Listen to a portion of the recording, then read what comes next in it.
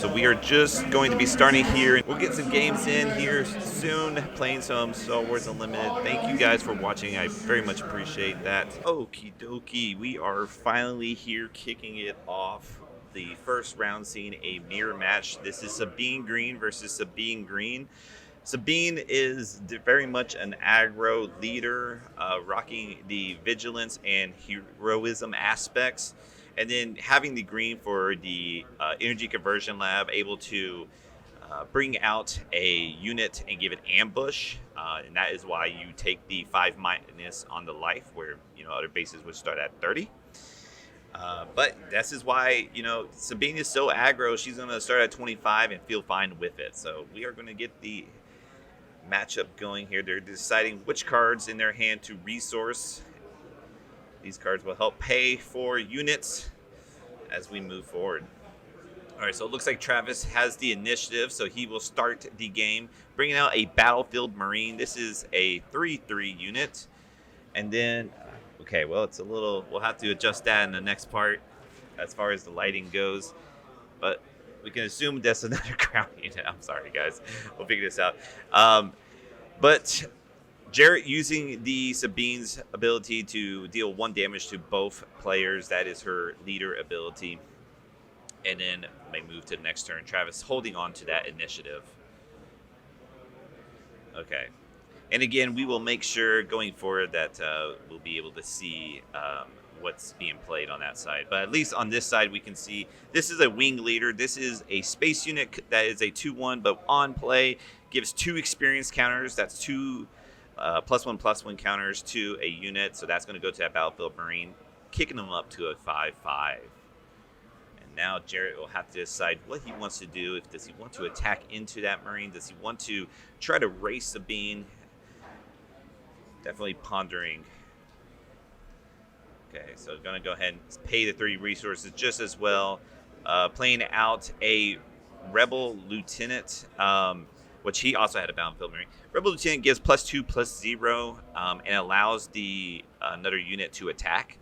The unit that gets +2/+0. So it was a trade, 5 versus 5. They both die.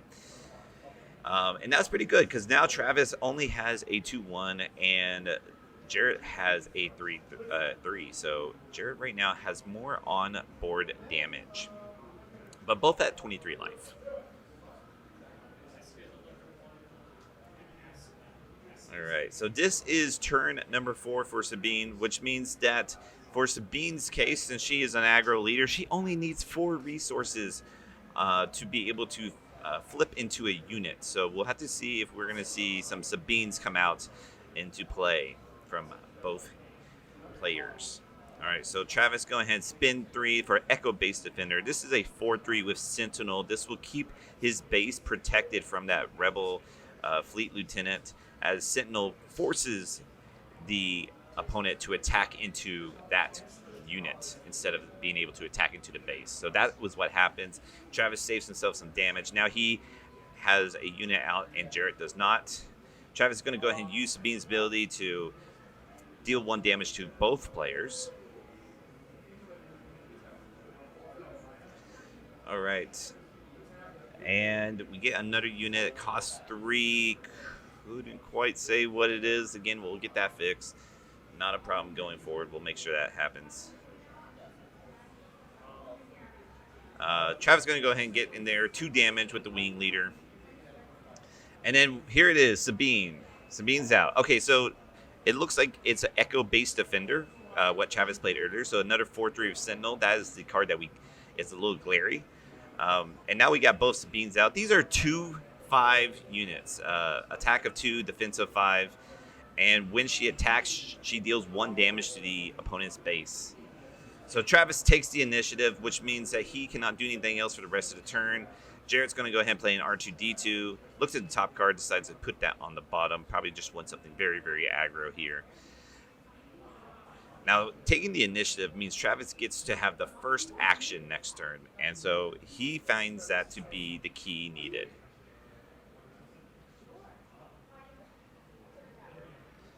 Okay.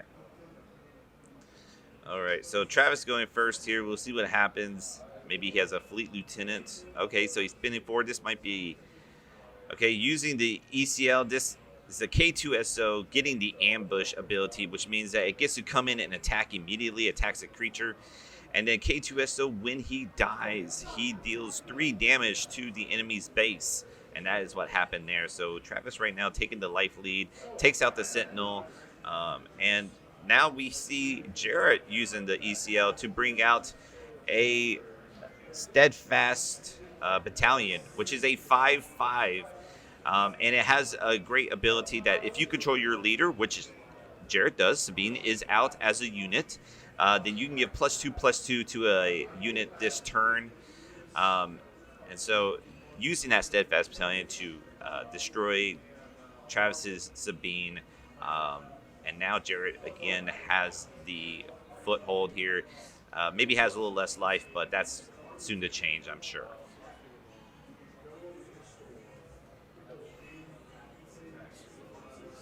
Okay. All right, and now we see Metal Ceremony, which is very, very good, especially in the mirror. It basically gives a +1/+1 counter to everyone that has attacked this turn, which is 2 of Jared's units. So making the R2D2 a 2/5 and that Sabine a 3/6. So big butts on Jared's side, but that's not bad to have, especially when you're being aggro and you can just manage the board state here, which Jared's done very well with.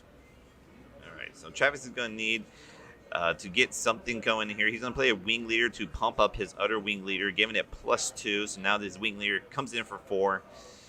Okay, the Steadfast Battalion attacking for 5 here. That's a major, major attack. We are getting dangerously close for Travis.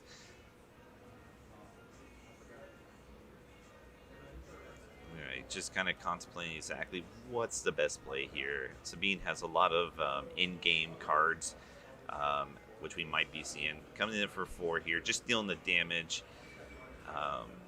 We'll have to see what happens here. So Sabine's coming in first. This will come in for 3 +1.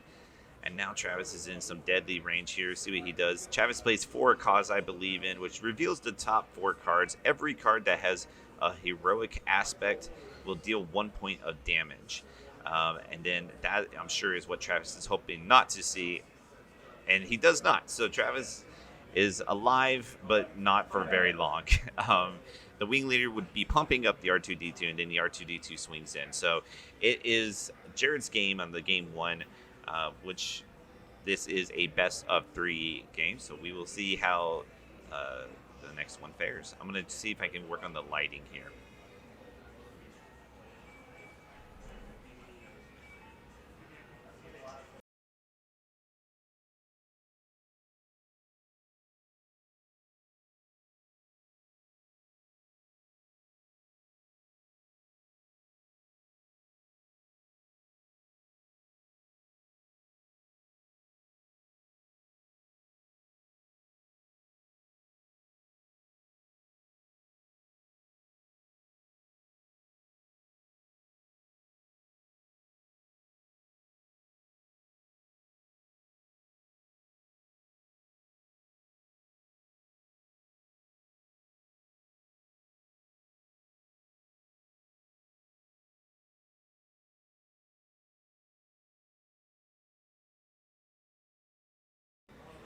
Okay, so I think once the next round, or once this match is done, we might do some physical work. But for now, I have Jarrett moving the cards where we can see it before he moves it into the glare spot. So that will work for us, at least being able to understand what's going on. And then going forward, I'm also going to find ways to put the card image on screen so that those that are maybe a little bit unfamiliar with these cards can see them up close and personal and know exactly what I'm talking about. All right, friendly handshake gets the next round started. Each player draws 6 cards and put up to 2 cards resourced, which means face down into the resource zone that would be used to pay for units.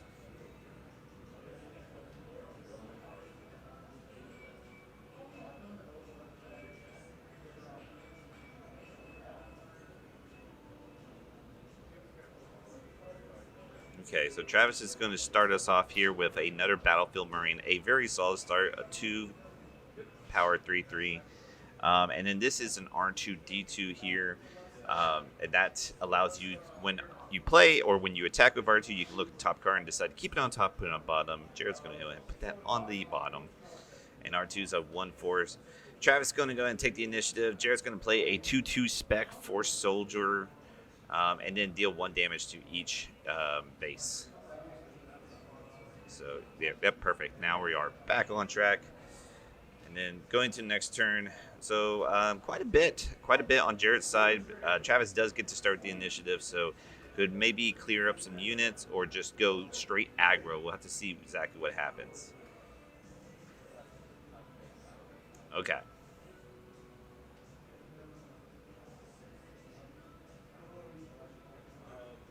All right, so Travis swinging the Battlefield Marine, going straight to the base, getting aggro. That is what Sabine's about, is being as aggro as possible. Jared's going to go ahead and respond with a red 3. This is a 2/3 space unit that gives all units with the aggression aspect raid, or actually I think it's with the heroic aspect raid, which is really good. Travis is going to go ahead and play a Sabine. This is the unit, not the leader. This is also a 2/3 that on attack deal 1 damage to defender or base. So definitely we're seeing a lot of damage getting thrown around here. R2's going to come in now.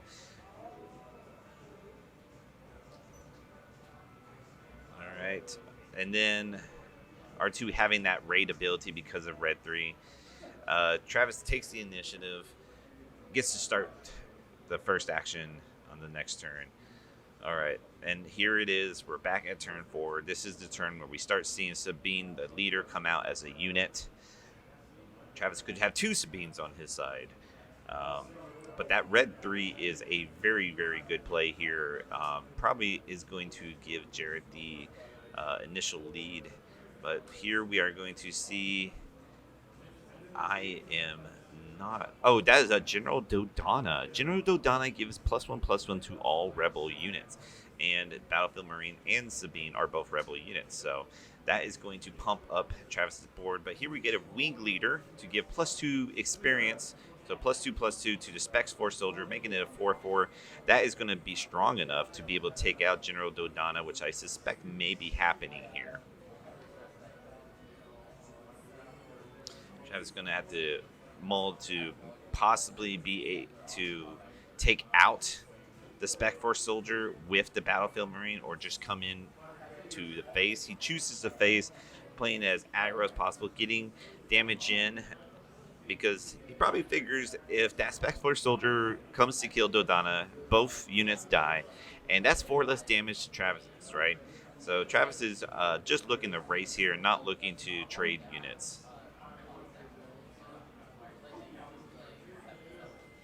All right. So Spec Force Soldier is not coming at Dodonna. Instead, it's coming straight at Travis. So Jared is deciding, no, I'm just going to race you. Sabine's coming in, did some damage, takes another damage from the ability, and then, yes, gets another plus from Dodonna. So Sabine coming in pretty strong right there. All right, R2 coming in, doing his thing, looking at the top cards. Now Travis is activating Sabine to put each player at 1 less life. Red 3 coming in. We are racing out here. Sabine is coming out as a unit because of Dodonna. She is now a 3/6, which will deal 1 additional damage on the attack. So could put Jared down to 6 life. Jared's going to go ahead and take the initiative, and that is what Travis is going to do. Is going to deal total of 4. And then Medal Ceremony. What a card right now, that is for sure.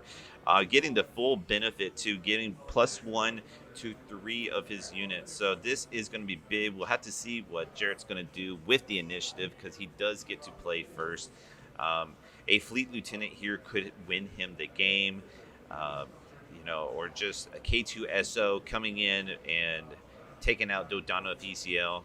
But we have a Bright Hope, and what that's going to do is allow Jared to swing in twice before Travis can even respond. So Jared gets this one, which I forgot to change the record here. My bad, guys.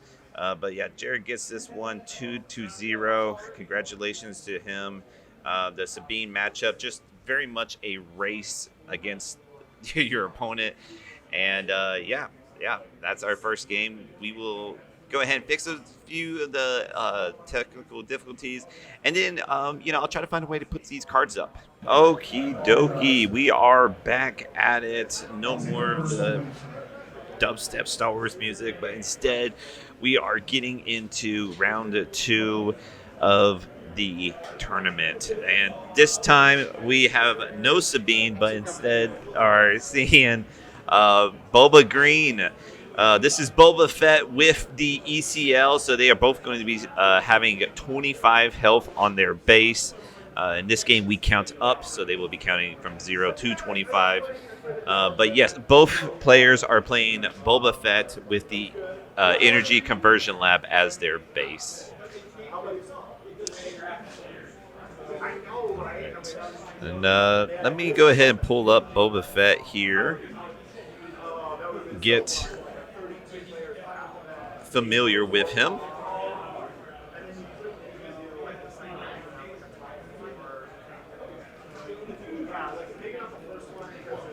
All right. Now, let's add this sucker.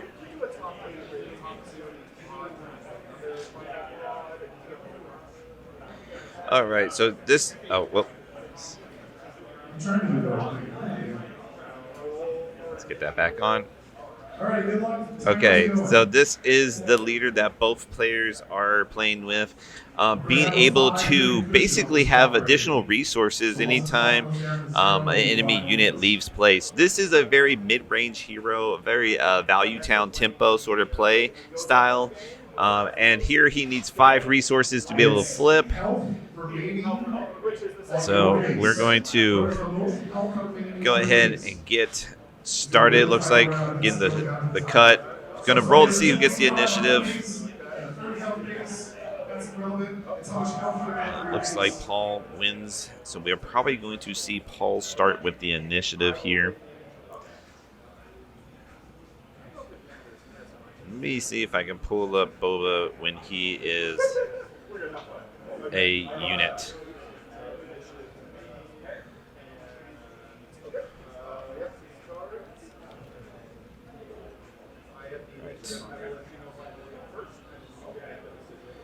All right, so here is Boba when he is flipped over. When they have 5 resources, they can play him this way.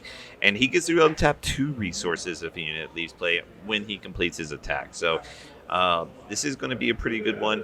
It looks like both players are going to go ahead and mulligan. You do get a 1 free mulligan in this game where you will just shuffle in your hand and then draw 6 more cards.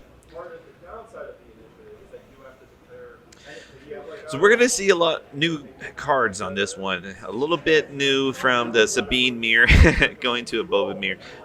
We will see a bit of some similar cards. I imagine we're going to see Steadfast Battalion again. And then when that comes around, I'll be sure to make that appear up. But yes, you can see on the bottom right of the stream, that is the initiative token that's in that little box there. Which symbolizes that Paul will be going first. See if they get better 6s this time. See if they get a better hand of 6. We can see Sean's hand a little bit. He looks like he has a little bit of ramp in his hand, which Boba does get to ramp up a little bit. But now both players do have to keep this hand. There is not another mulligan chance, so you just gotta make the best of what you got, basically. Okay. Let me see if I can get this timer started.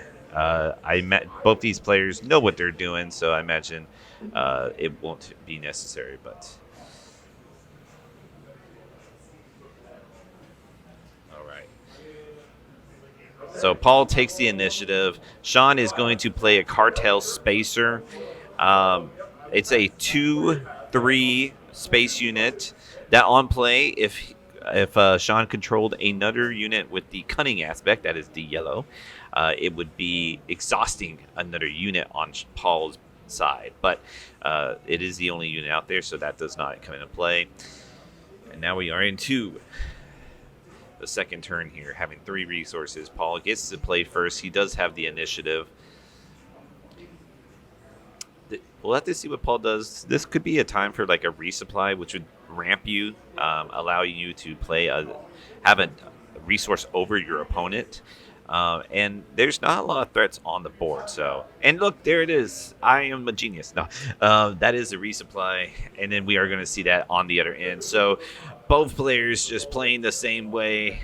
Having 4 resources. The only difference is that Sean does have a unit to come in for 2 to deal 2 to Paul, but Paul does get to keep the initiative going into the next turn. So very much looking just like our first game where we had a Sabine mirror. Now we have a Boba mirror, and they're playing the same cards. Okay. So players are deciding exactly what cards they want to resource. Okay, so Paul's still thinking.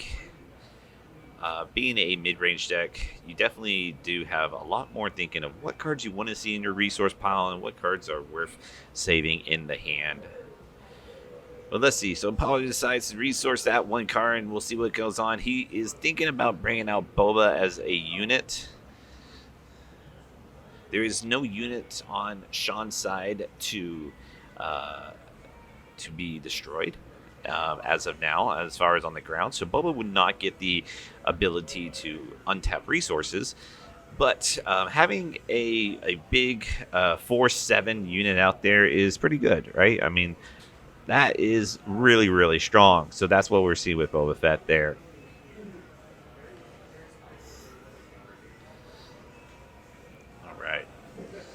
So Sean's thinking now this game we're gonna have a little bit more footage. We're not playing the aggro mirror. We're gonna be able to see a little bit more. Going ahead and swing with his cartel spacer, getting some damage in the air. Sometimes it's smart to attack before you play out units. It allows you, if you have some sort of disruption, to save disruption for a different unit, or it just allows you to ensure damage before your unit is destroyed. Mid-range has a lot of different lines to think about, so everyone wants to try to play as clean as possible.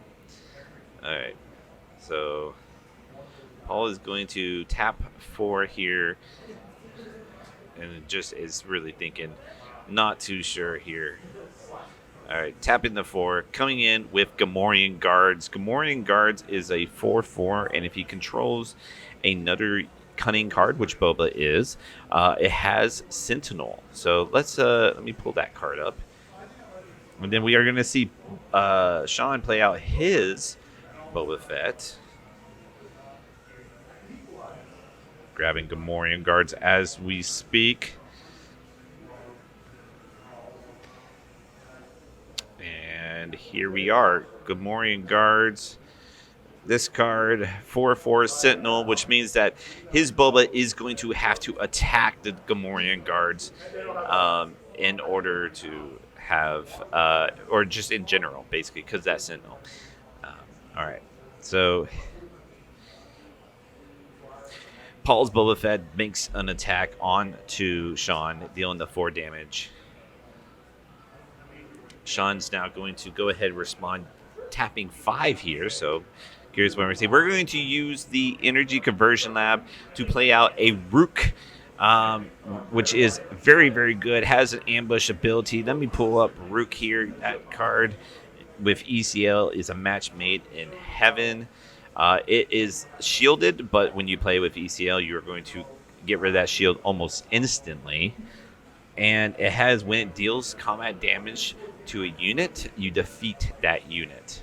So let me pull that up here for us so we can see what I'm talking about.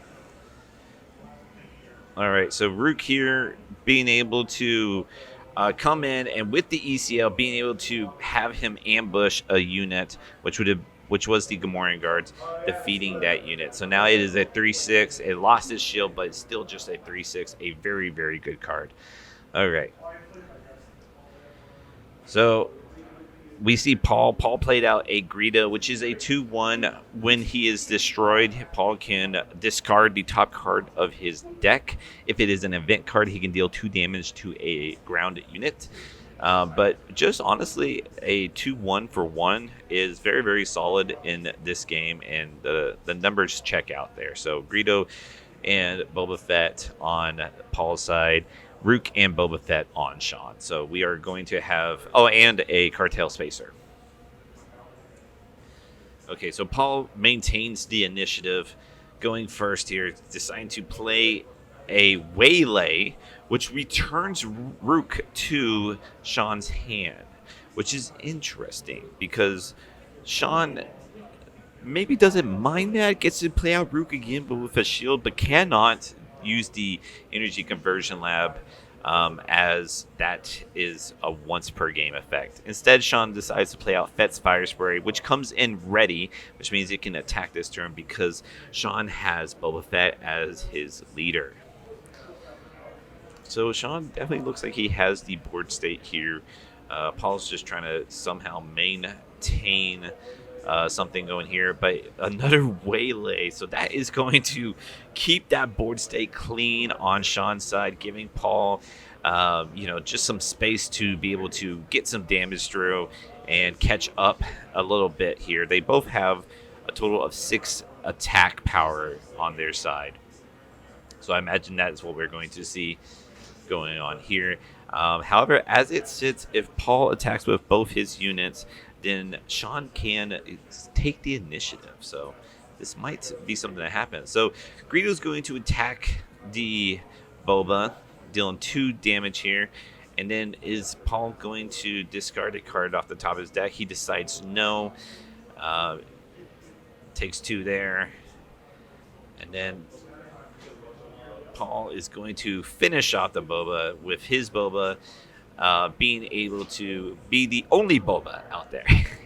That's a lot of Bobas. Okay, so Sean responds, takes the initiative, and here we are going into the next turn here. So each player draws 2 and puts up to 1 card face down. Now, Boba Fett is not a ramp deck per se, so we might see players eventually, not this turn, as we saw both players resource a card, but eventually get to the point where they are choosing to keep both cards in hand and not resourcing a card. All right, Sean has the initiative, but only has a cartel spacer out, so might have to just spend a turn playing out one of those big units that Paul waylaid back into Sean's hand. And that is what he's going to do, playing out the Rook with the shield counter. That is going to be a very good kill spell unit to threaten any of Paul's on ground units. Paul is going to respond with Overwhelming Barrage. That gives +2/+2 to Boba, and he can then deal damage divided as he chooses. He will deal lethal damage to the cartel spacer and then deal 1 damage to take off the shield of Rook. So Rook now is no longer a kill spell, instead just is a 3/6. Now Boba is coming in for a 6 because he still gets the pump. He still gets the pump from the barraging, the Overwhelming Barrage. And now we are getting closer to an even match here.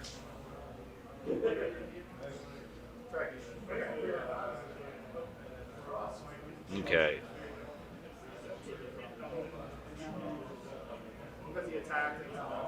Okay, so Paul is untapping. Paul is untapping resources.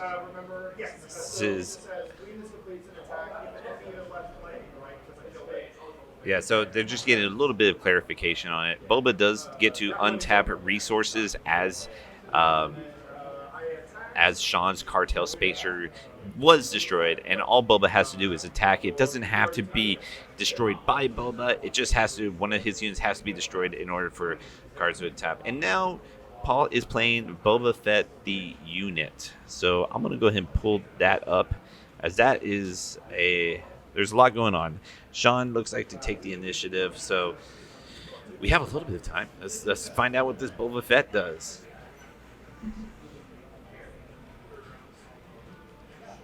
Okay, so I'm going to pull this up here. And Boba, okay, well, that is the biggest Boba Fett we've ever seen.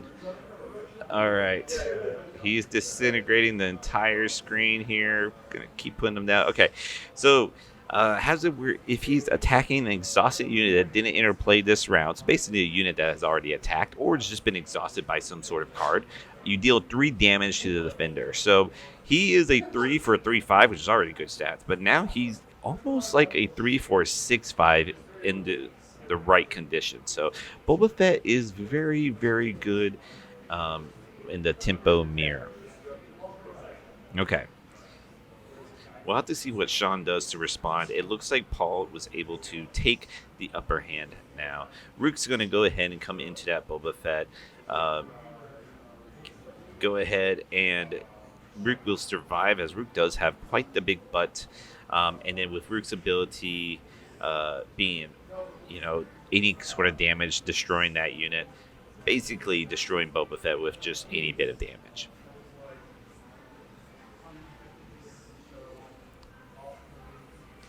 Okay, so Paul is going to tap 4 here. He's really thinking, as Boba Fett mains will do. Okay, and then possibly going 5 here. This might be another overwhelming barrage. Oh, we'll have to see. A little bit of pondering going on right now. This is a box tournament. Yeah, I do need that there. Appreciate that.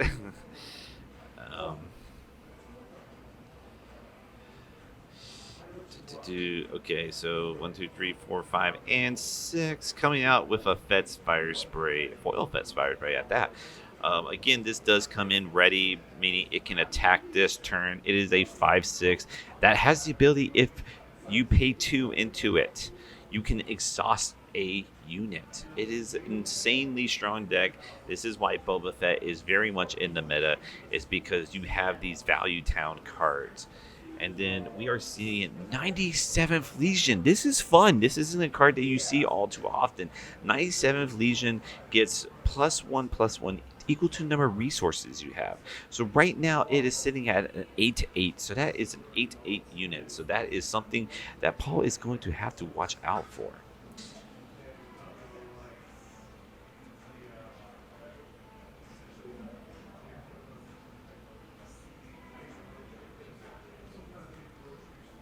All right, so Paul is going to go ahead and take the initiative here in order to be able to respond to this 97th Legion. Yeah, sometimes you have to sacrifice an attack in order just to have that initiative. Now, I'm going to pull up while they're deciding what cards to resource, if they are going to resource. I'm going to pull up Fett's Fire Spray here because we saw it on both sides now. As you can see, since they control Boba Fett as a leader or unit, this comes in raise of 5/6, and then there it is, pay 2 to exhaust a non-unique unit. Now, the problem is that Paul is facing is that 97th Legion, which I will grab the card art for, is a unique unit, and so is Rook. So right now, Sean doesn't actually own any units that Fett's Fire Spray can exhaust. So Paul is going to have to figure out how to deal some damage, but this isn't very much of a racy deck, so probably going to have to try to figure out how to maintain the board state here and to eliminate these big threats. While they think, I'm going to go ahead and grab the 97th Legion so we can see exactly what Sean has planned for us.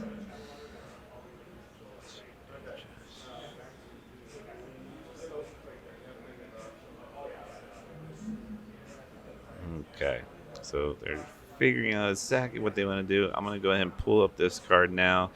97th Legion coming in very big, just like that Boba Fett. +1/+1 for each resource you control. So very big now. Was it 8/8? Might even be a 9/9 now. And yeah, that's what it is, a 9/9. So yeah, when you only have 25 health on your base, that's deadly. So Paul uses his Boba Fett to destroy Rook. That is one less threat to be out there. See how Sean responds. Looking to pay 3 to Waylay to return the Fett's Fire Spray back into Paul's hand. Definitely a very good use of that card. Anytime a Waylay can bounce something that just takes a whole turn to play, is just harmful for the opponent. So, yeah, Paul has to just kind of bite the bullet here and put out the fire spray, trying to allow him to have some sort of presence on this board state. He, as of now, controls the skies, but Sean definitely controls the ground.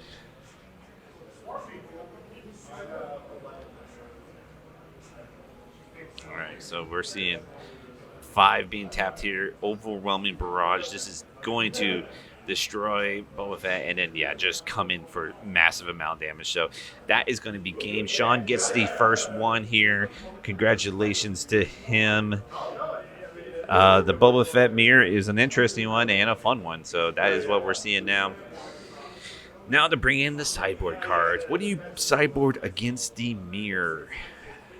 It is it's a challenge. It definitely is always a challenge to even sideboard just in general, but like bring something that's good against your own deck. We'll have to see if we even see some of it. Sideboard cards are typically 10 cards in this game, and so I would imagine they probably, since Boba is such a big deck in the meta right now, they probably have about 3, maybe even 4 cards from the sideboard to bring in.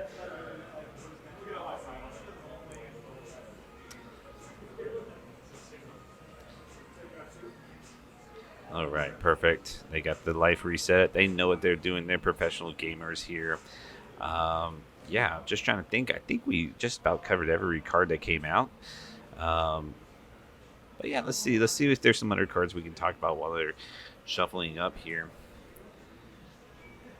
Let's just talk about... Oh, I don't know. Let's just talk about Boba Fett. Why this guy is as good as he is. As we saw, like... Oh, you know what? Actually, I know exactly what card we need to talk about, guys. We saw this card literally just win the game and get played on both sides. So let's talk about Overwhelming Barrage. Yeah. Okay. So I'm grabbing the image right now as we speak. Pizza at 4 o'clock. Our choices are pepperoni and cheese.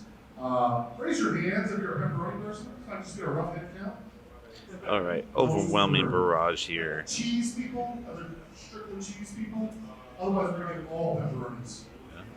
They're discussing pizza right now. But anyway, so Overwhelming Barrage, a 5 cost, so it is very costly, but you do give your unit +2/+2 for the phase, and then dealing damage equal to his power, divided as you choose. And that's really where the power is, right? If it was only, you deal damage to 1 unit, this card would be kind of mediocre, but the fact that you're able to divide it up as you choose just means that you can basically have this card become a board wipe. Which is very, very valuable. And on top of that, you get the buff, right? So then the buff can help you deliver the game-winning blow. And that is what was going to happen with the 97 Legion. So Overwhelming Barrage, a kill spell, but kind of a board wipe. So I imagine we're going to see that get played yet again. 5 is the magic number here to look out for. All right, so both players are looking at their hands. Paul likes his hand. He decides to keep. He's going to start with the initiative. And then Sean likes his hand too. He's going to keep as well. So both players are going to no ball again. Paul's going to start us off here with tapping 2. Well, maybe not. Maybe not. Paul, very much a thinker here. Tapping 1. This is probably a Greedo. Yes, that's what we're seeing, a Greedo. Again, 2/1. When he dies... you can discard top card deck. If it's an event card, deal 2 damage to a ground unit. Sean just claims the initiative, so not playing anything turn on the first turn. Now we're going to see exactly what Sean has to bring out, why he kept this hand. Usually not being able to play in the first turn is a reason to mulligan, but Sean likes what he sees, so let's find out what happens here. So he's paying 3. This is a super laser technician. This is also a 2/1, but when it dies, it becomes a resource and you ready it. So it's a bit of ramp on a stick, basically. Paul is going to go ahead and attack for 3. I'm sorry, I said it was a 2-1, didn't I? It's a 3-1. Greedo is actually really cool. And then Paul's going to resupply. So he's going to have his own version of ramp. Not the ramp on a stick, but regardless, he has 4 resources right now, where Sean only has 3. So Sean does have to wait an action before being able to have his additional resource. I would imagine that Super Laser Technician is going to come right into that Greedo so that Sean can catch up to Paul on resources. Okay, so right now both players are figuring out what their resource card is going to be. You know what? Sean says, I'm good. I'll be at 5. This is good. I'm with you now. So now we see Paul again bringing out Boba immediately once he hits 5. Some players like to wait, but Paul has shown us that he's gun-ho to bring out this Boba Fett and get him going. Boba Fett does have such a good on-attack ability that I could see the reason why you want to just get him out there as soon as possible.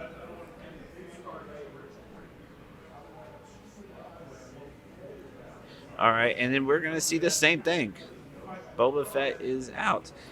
And now we have a surprise strike. So surprise strike gives +3/+0 and allows you to attack immediately. That means that Paul's Boba Fett just becomes a 7/7 and is able to just destroy Sean's Boba Fett, which is actually really huge. But Sean's going to go ahead and respond with a Rook to counteract the play, and now Sean is in the driver's seat. So you can see this game is very much, we're going to, I'm going to do this and I'm going to respond to that. Paul's going to respond for Waylay.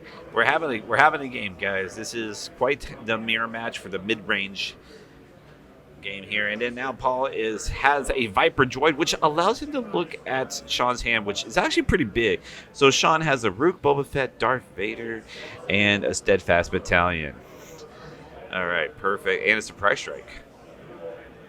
All right. Now, in this game, you can take notes, and so Paul is going to go ahead and take these notes, allowing him to keep in mind what's in Sean's hand so that Paul can prepare for the future.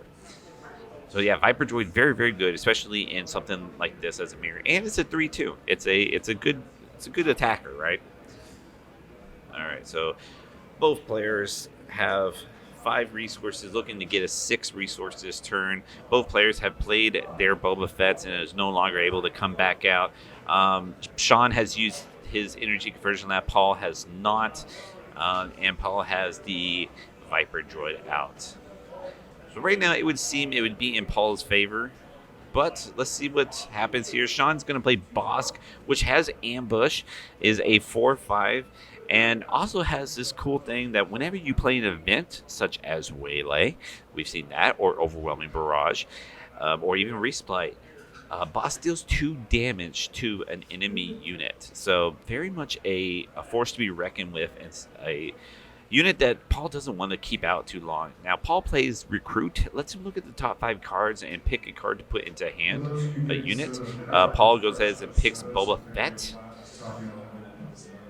And so Boba Fett is put into Paul's hand.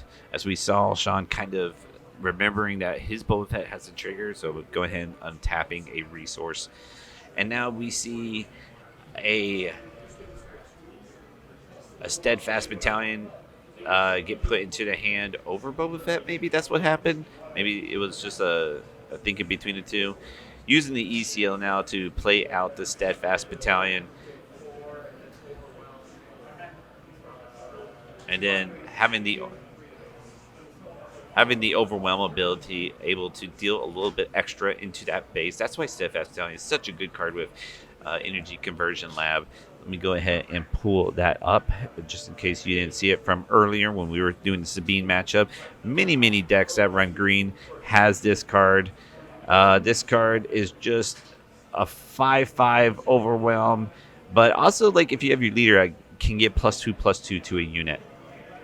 So that part didn't matter, but having the 5/5 come out, be an ambush, which allows him to attack the unit immediately and overwhelm a little bit of damage extra, that is what gave Paul a little bit of an edge. Now, Paul's moving the life thing which tells me he might be playing another Vets Fire Spray here. That's what he did last time. We'll see.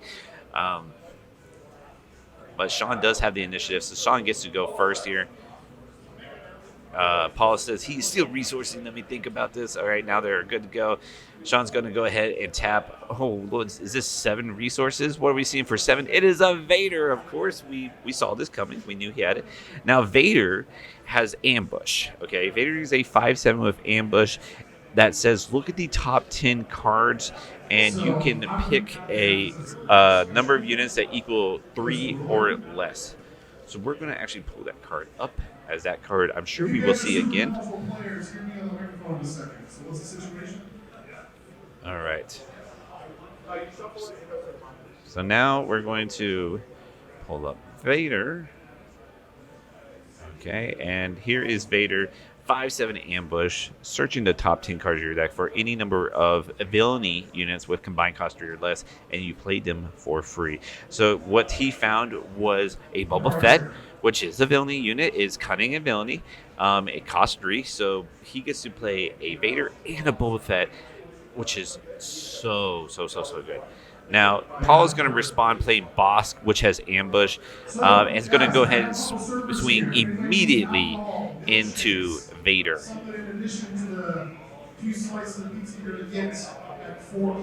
Oh, man. I'm getting an announcement that milkshakes are on the table, so that's my weakness. All right, so Paul is now going to play a Starfleet Destroyer. This is a 3/2 space unit that has a shield. It starts out with a shield, which is really good value. Right now, Paul has the damage, but it's, we see a Boba Fett on Sean's side, and Boba Fett has just very good value. The conditions do have to be met in order for him to get his extreme value, but I think this game is going to be a little bit longer than our first game, as we are seeing both players, pretty handily look about the same power level.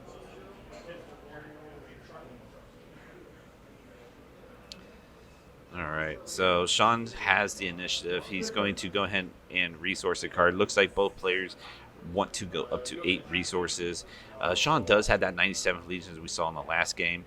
Cartel Spacer coming in and exhausting the Starfleet Defender here. That is because Sean does have another cunning unit that is Boba Fett. And Paul says, okay, well, I'm just going to play another one, and I'm going to try to rule the skies, basically.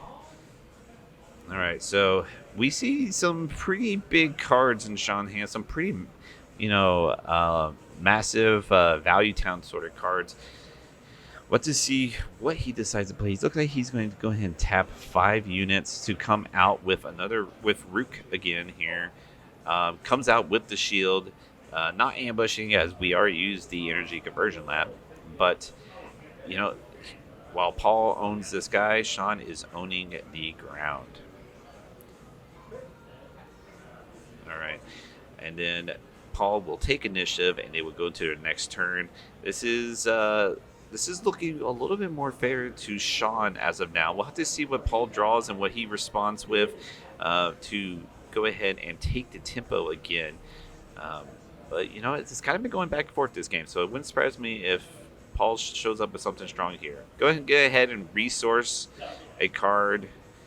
Looking to get 10 resources. Might be looking to play 2 cards this turn. And this is best of 3. So right now, Sean has the first game. Paul looking to get the second, going for the third. All right, and they're just basically exchanging damage right now. No one's playing anything. Everyone's just trying to kind of keep their aces in their sleeves and just wait for the other person to make the first move. And it looks to be Paul. Paul's going to go ahead and tap 5, 6. Oh, and there's the Vets Fire Spray coming right back out. Again, Sean has unique units. So, being able to pay 2 to exhaust units can only happen on Sean's Cartel Spacer right now. Sean is going to respond with a Waylay to bounce it back. We've seen this play happen many times. Paul is just going to go ahead and deal damage. About half life now for Sean, as 25 is the killing number for both of these players. And now paying 5 to play out a Steadfast Battalion, having +5/+5, and just being a strong ground unit here. And then Rook is going to come in for 3 as Paul just takes the initiative. Sean's really mulling over what exactly he wants to do here. All right, and then they're going on to their next turn.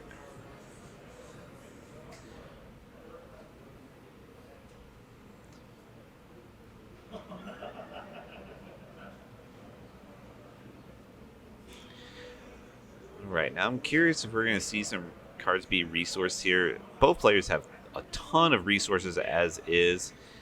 Paul's going to go ahead and do that. I think he has, let's see, 1, 2, 3, 4, 5, 6, 7, 8, 9 resources. Is Sean going to join them in 9?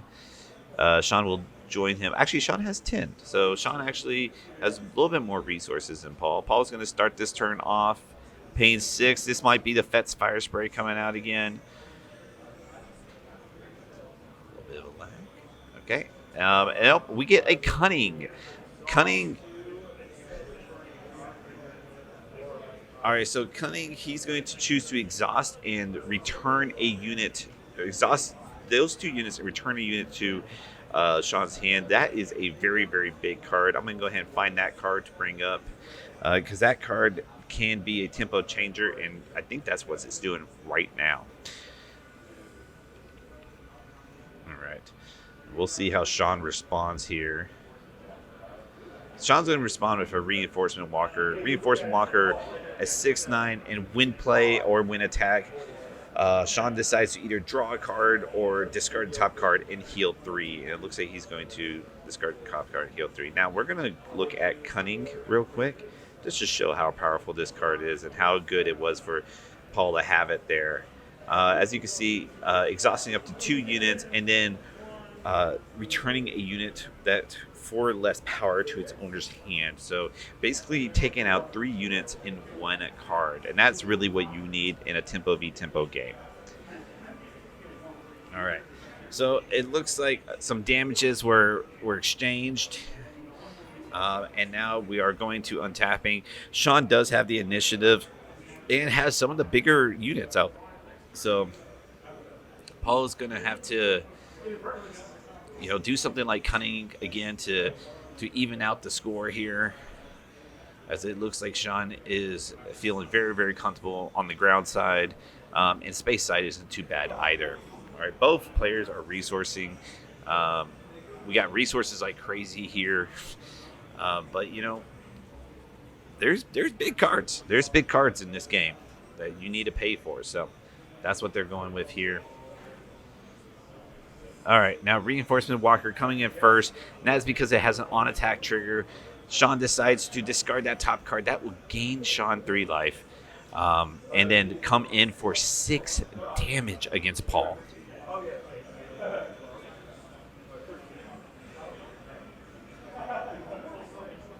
Yeah.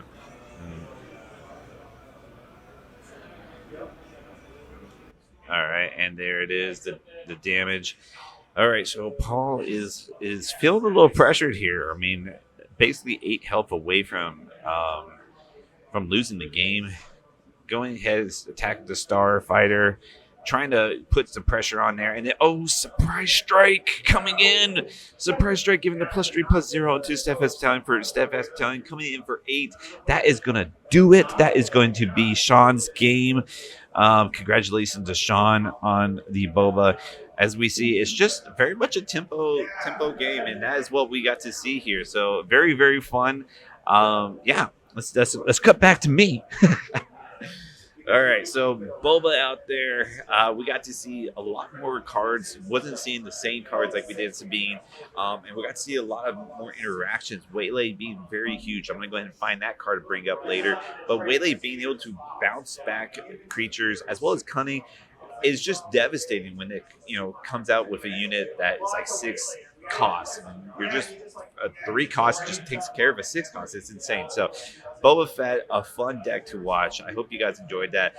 We are about just under 11 minutes from our next round. Hopefully, we start this one a little bit more on time. It looks like things are starting to smooth out as the day goes on. So, hope to get this one going as soon as possible. And yeah, we'll see what comes on for that one. So, until then, I might come back on, show a few cards. But right now, I'll catch you guys in about 11 minutes. All right. So, just coming back, just to go ahead and put a few cards that we saw from the last game up here for you guys to see. One of the big cards that we saw really do work, as mentioned, is Waylay, which is, there we go, perfect. All right, yeah, so Waylay returning a non-leader unit to the hand. Yeah, that's that was the story of the matchup. I mean, we saw so many Waylays get played on both sides. A very good card. And then another card that we got to see, particularly on Paul's side. Let me see if I can find this guy. Oh, did I not? Oh, there he is. Yep. Okay. Greedo. So I was mistaken. I thought Greedo was a 2-1. He's a 3-1. A 1-for-3-1 is just gnarly.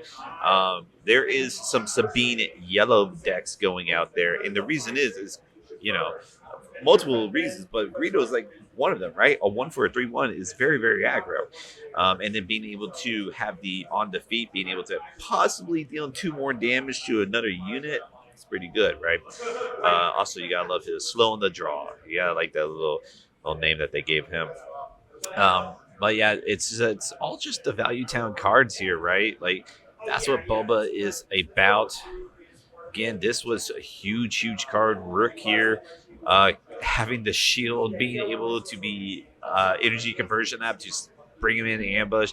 And then anytime he's dealing combat damage, so it doesn't even have to destroy the unit just from damage alone. Just any damage is going to destroy the unit he's attacking. So Rook is basically a kill spell, especially with his shield. It's almost like 2 kill spell in 1. So again, this was just such a huge card that was able to turn the tide. And then finally, the last card that we saw in both games now, that is the Sabine and the Boba Fett game, is Steadfast Battalion.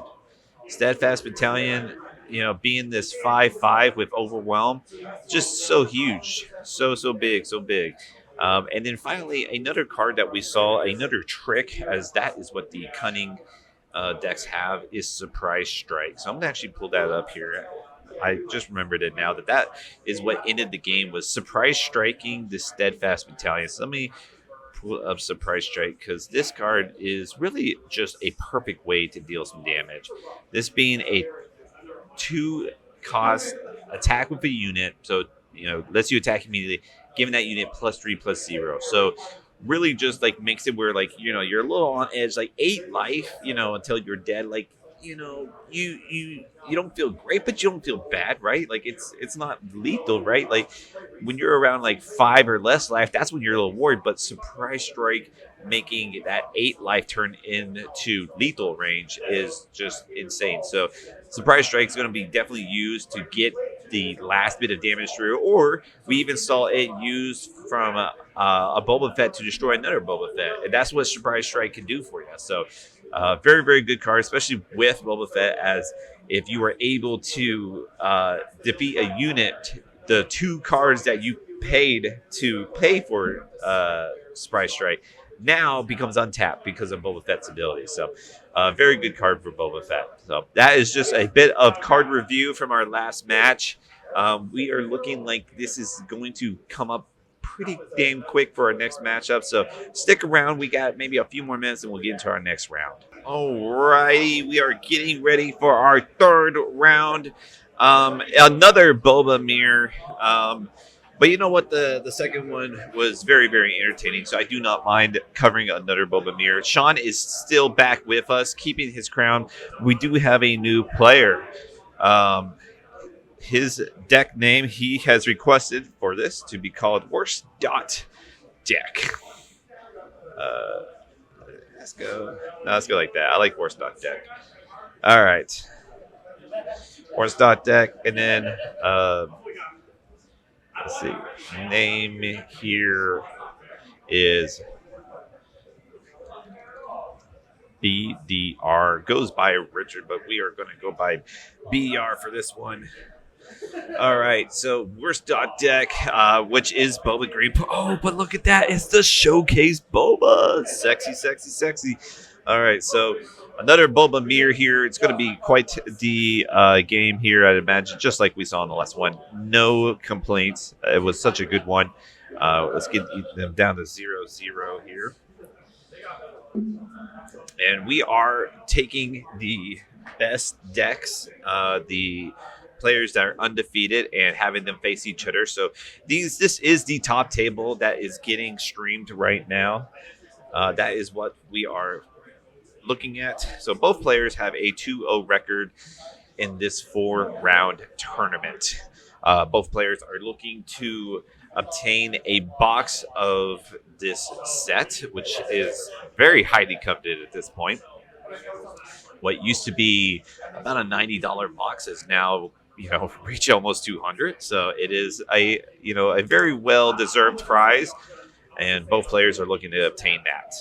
All right, now what I have for you guys for this round is I have cards on file that we've seen from the last game. So when we see these cards, I can pull them up, and we can look even more like a professional cast.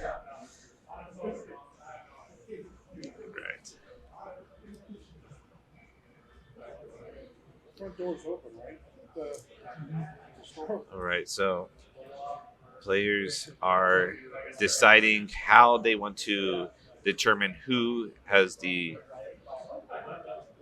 Okay, well, we have a bit of a custom initiative token. Metal Fab tokens is what we are looking at right now. You might have seen that in our Be Right Back slideshow there. That is what we are looking at as far as tokens here, except for the enemy one. That is not quite the metal. Okay. So both players have cut. Both players are drawing their hand. And then they are rolling for initiative here.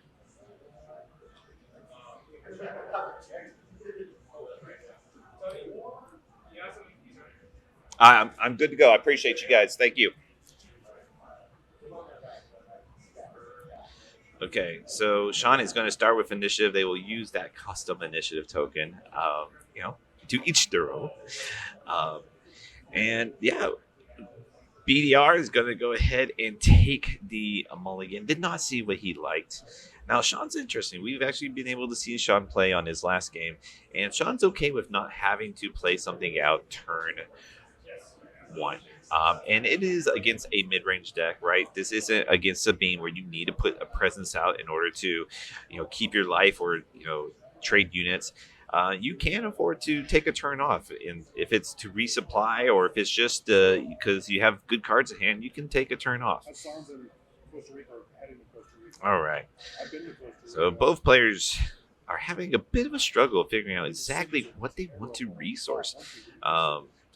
It seems like both players have pretty well determined their first card, but heavily think about the second card. So I think we're going to get a good game. I think both players have very good cards in their hand, so we should be seeing some very good plays. Okay, so Sean's going to start things off. He has a unit this time. It is a Crafty Smuggler. So this is a new one. This is a 2/2 unit that just comes out with a shield. And then here again, we see the Cartel Spacer. North of the capital city.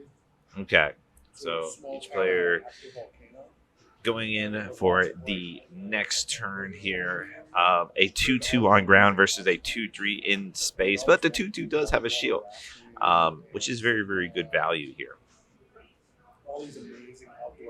All right, so Sean's going to start us off here with a Imperial Fleet Defender. This again comes in with a shield. This is a 3/2. This is a very good counter to that Cartel Spacer.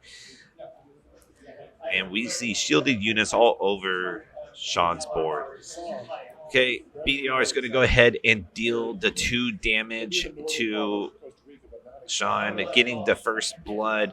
Sean's going to respond with the Crafty Smuggler. And now BDR is going to play his own Imperial Defender or Starfleet Defender. I'll have to figure out the actual name of that card, but it's something Defender, right? Again, 3/2 into space with his shield. Sean will just take the initiative, and right now it would appear that BDR has the board state. But Sean owns the ground. Sean owns the ground, and BDR owns the space. So let's see how this turn goes. They both have 2 units. Sean's very shielded up there, but you can have a shield all day. It doesn't matter if they never attacked, right? So it might be a little bit of racing here. We'll see what happens. Okay, getting our 4th resource. Sean's going to start us off here. Let's see if he starts off with an attack or if he comes in with a unit or maybe even an event. Okay, he's going to decide to come in with a unit here. Boba Fett, very, very good. As we saw before, I can go ahead and bring that card up. That one we have, right? Boba Fett here. Coming in large. I don't know why they come in so big sometimes. But again here, just being a 3-cost 3/5 that has an on attack to deal 3 additional damage as long as they're attacking a unit that's already attacked. Now, right now, as it stands, BDR has no ground units. But there it is, Gamorrean Guard. And we've seen Gamorrean Guard in the last game too. This isn't in all Boba Fett decks, but it's a pretty good card, especially in the mirror. So we'll pull this guy up, and there he is, Gamorrean Guard, 4/4 with Sentinel, as long as he controls another cunning unit. That is this yellow aspect that we're seeing. And as we can see, BDR has 2. So each player has 2 or has 3 units. Sean went ahead and attacked Crafty Smuggler into Gamorrean Guards. That will take out the Smuggler's shield, but the Smuggler still stays around, so that's not so bad. And now that Gamorrean Guard's only a 4/2, so the Smuggler can deal with it quite handily. Sean's going to maintain the initiative as attacks and blows have been traded. Both players are up to the 5 resources. This is the number of resources you need to be able to bring out Boba Fett as a leader unit. Okay, and then BDR is showing us what he has in hand, which is we saw a little bit of tricks. Saw some tricks here, so it's going to be a very interesting turn 5. Now, one thing in Star Wars Unlimited is that they really do try to protect your hero or your leader, and so a lot of tricks don't actually target a leader unit. So Boba Fett's might still be okay, but we'll have to see exactly how he gets played. Now, shielded, the Crafty Smuggler was not shielded, came into the Gamorrean Guard. That's a trade, and that's a trade I think Sean is pretty happy with. But that is damage that BDR did not have to take. So, if that was the point of the Gamorrean Guard, which I almost guarantee it was, then that's exactly what BDR wanted. And then here he is dealing damage, leading the race. That is Sean's life on top. BDR is on bottom. Okay, and now here's the Boba Fett. This is a turn that we can see Boba Fett's come out. Sean still has all resources untapped.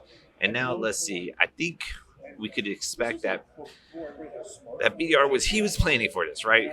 He was planning for this. And there it is, Overwhelming Barrage. Yep, this is something that he showed us because he anticipated to see a Boba Fett out. So this is going to give it +2. So now it is a 5 damage. Now he has 5 damage to scatter about. Now, Boba Fett has a very, very big butt. He's a 4/7. So he's going to deal some damage to Boba Fett, and it might be all 5. Looks like 2 damage there, and then he's going to take the shield off, and then let's see where else he has 2 more damage to spread around. He's thinking between the 2 Bobas he has. He's going to put it on the other Boba. So Overwhelming Barrage, spreading the love to all 3 of Sean's units, as well as pumping up his shielded unit. So his shielded unit is going to be able to attack for 5 on this turn. So that's a pretty good tempo change. And let's see how Sean's going to respond. He also has all 5 resources. So very curious how Sean's going to respond. But because that unit is shielded, BDR will be able to be safe to keep his unit. And he's going to go ahead and get the value off that +2 attack for 5, putting Sean at, half of his health left. All right. Sean's responds with his attack on the Boba, getting 3 damage in. And now BDR has, he's thinking, does he want to take the initiative here? He says he looks like he might have just passed. So, very interested to see exactly what that means. We have the Steadfast Battalion coming out. Yes, we know this card very well at this point. Now that the leader is out, this card is even better. Gosh, I wish they would just come in one size fits all, but here it is, Steadfast Battalion. Now that the leader is out, this second ability applies, which gives +2/+2 to a unit when this attacks. So as long as Sean's able to keep his Boba Fett unit out, Sean can get the +2/+2 when attack. Now, what BDR is thinking is, does he want to take the initiative? Does he want to play Boba Fett? Oh, so he said that he took the initiative. So that means this is Sean's turn to do anything else that Sean wants to do. So there it is, the initiative change. And then now just additional damage here. Okay.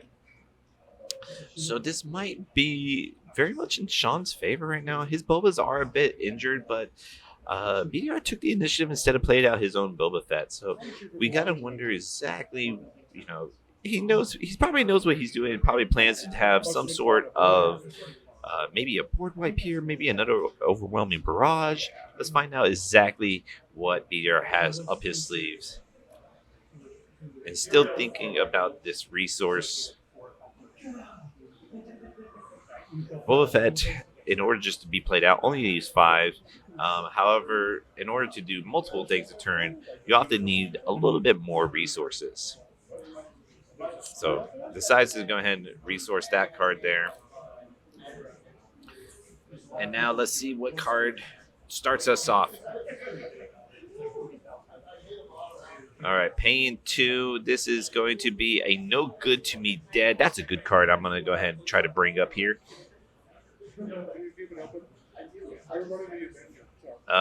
No Good to Me Dead's able to exhaust a unit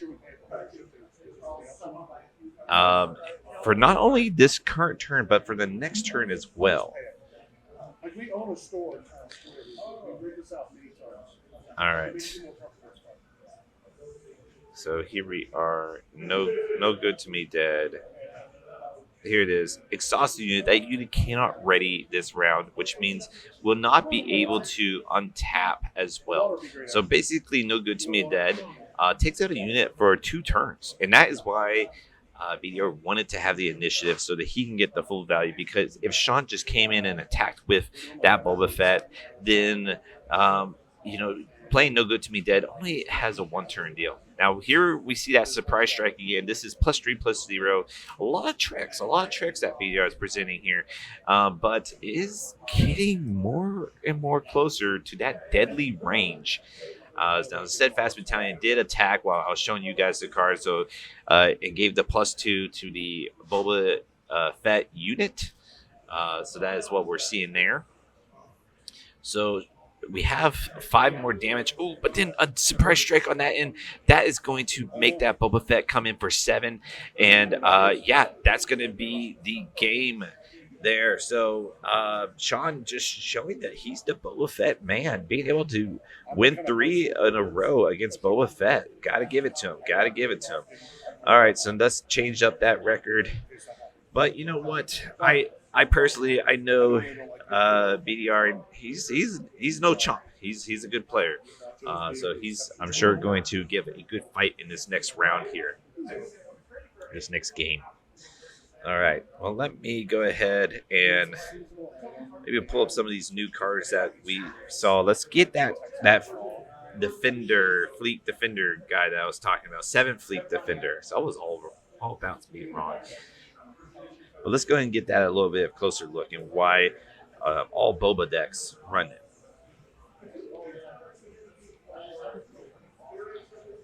All right. Browsing, getting the card, and there it is. 7 fleet defender, a 3-cost space unit that is 3/2 and shielded. I mean, for 3 having a 3/2 that is shielded, it almost feels like it's like a I don't know, a 3/10. I don't know. Like the shield is just so good, right? Like a shield just absorbing damage to keep around is just very, very good. However, it wasn't quite enough for VDR, but it did do a lot of damage. Let's look at the card that we see just win games constantly now, and that is Surprise Strike. This card is really the MVP of the Boba mirrors, it seems. Again, just that +3, +0. So turning that Boba, which was already a 5 to an 8, that allowed for lethal. I mean, like, it's, again, just turning 5 damage to 8. You go to where you're feeling somewhat comfortable. Like maybe you're a little close to death, but like 8 life. I'm not gonna die to any single attack, and then boom, like all of a sudden you're dead. It's like, whew. So, very, very good card. This card as a event is just something that you're gonna probably want to have if you're gonna be playing Cunning. Thank you, sir. Thank you. All right. So both players.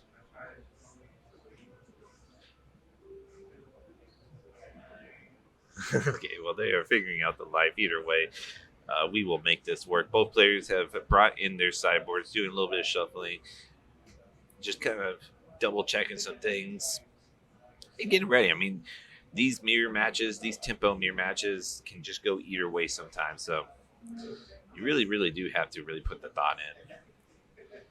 Luckily for Sean, though, I mean, he just faced Paul in the last round and has the experience into this deck, so he is jamming. He's going to be okay. He knows what to expect at this point.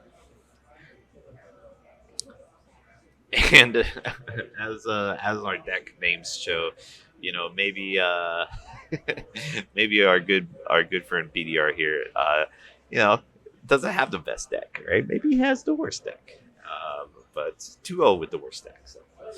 It shows to the skill of his play. Let's see if we get a round 3, or if Sean cleans up his opponents that play Boba with a clean sweep of 4-0.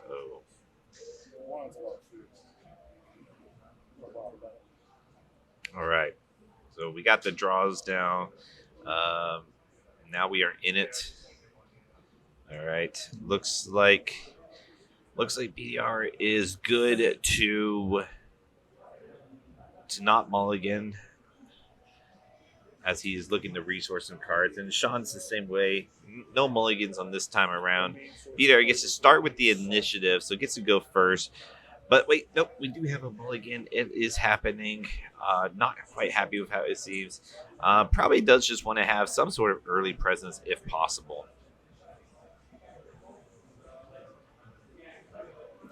A little shaky on the camera, but I think we're making it happen. All right. Making sure that just 6, that can, sometimes be a problem. And let's see. So he has to keep this. So let's see what he decides to keep. And let's see if he got a good hand. Let's see if he could do, if not a good first turn, but maybe a good second turn. Maybe something like we didn't see any sort of resource ramp from either players this game. So maybe we'll see something going on here. Okay, and there's Greedo. Our guy Greedo, we're used to seeing Greedo at this point. And there is that crafty smuggler again, the 2/2 shielded. It's pretty good. It's pretty good, especially against a 3/1.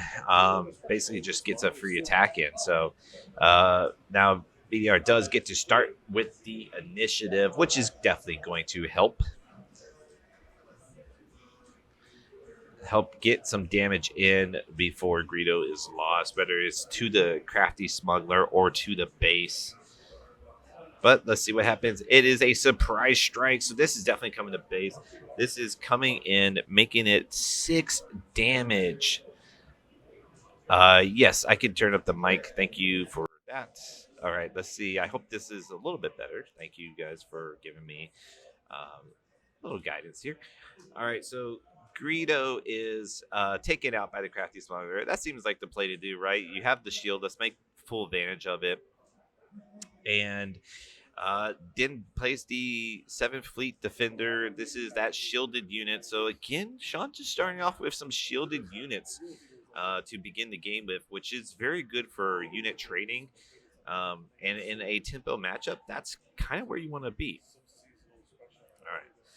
Now, BDR does get to start with the initiative, so he might be able to play something big enough to help bring that tempo back. But right now, it's looking pretty good for Sean. So we are going to get the ECL being used here so that Boba Fett can ambush.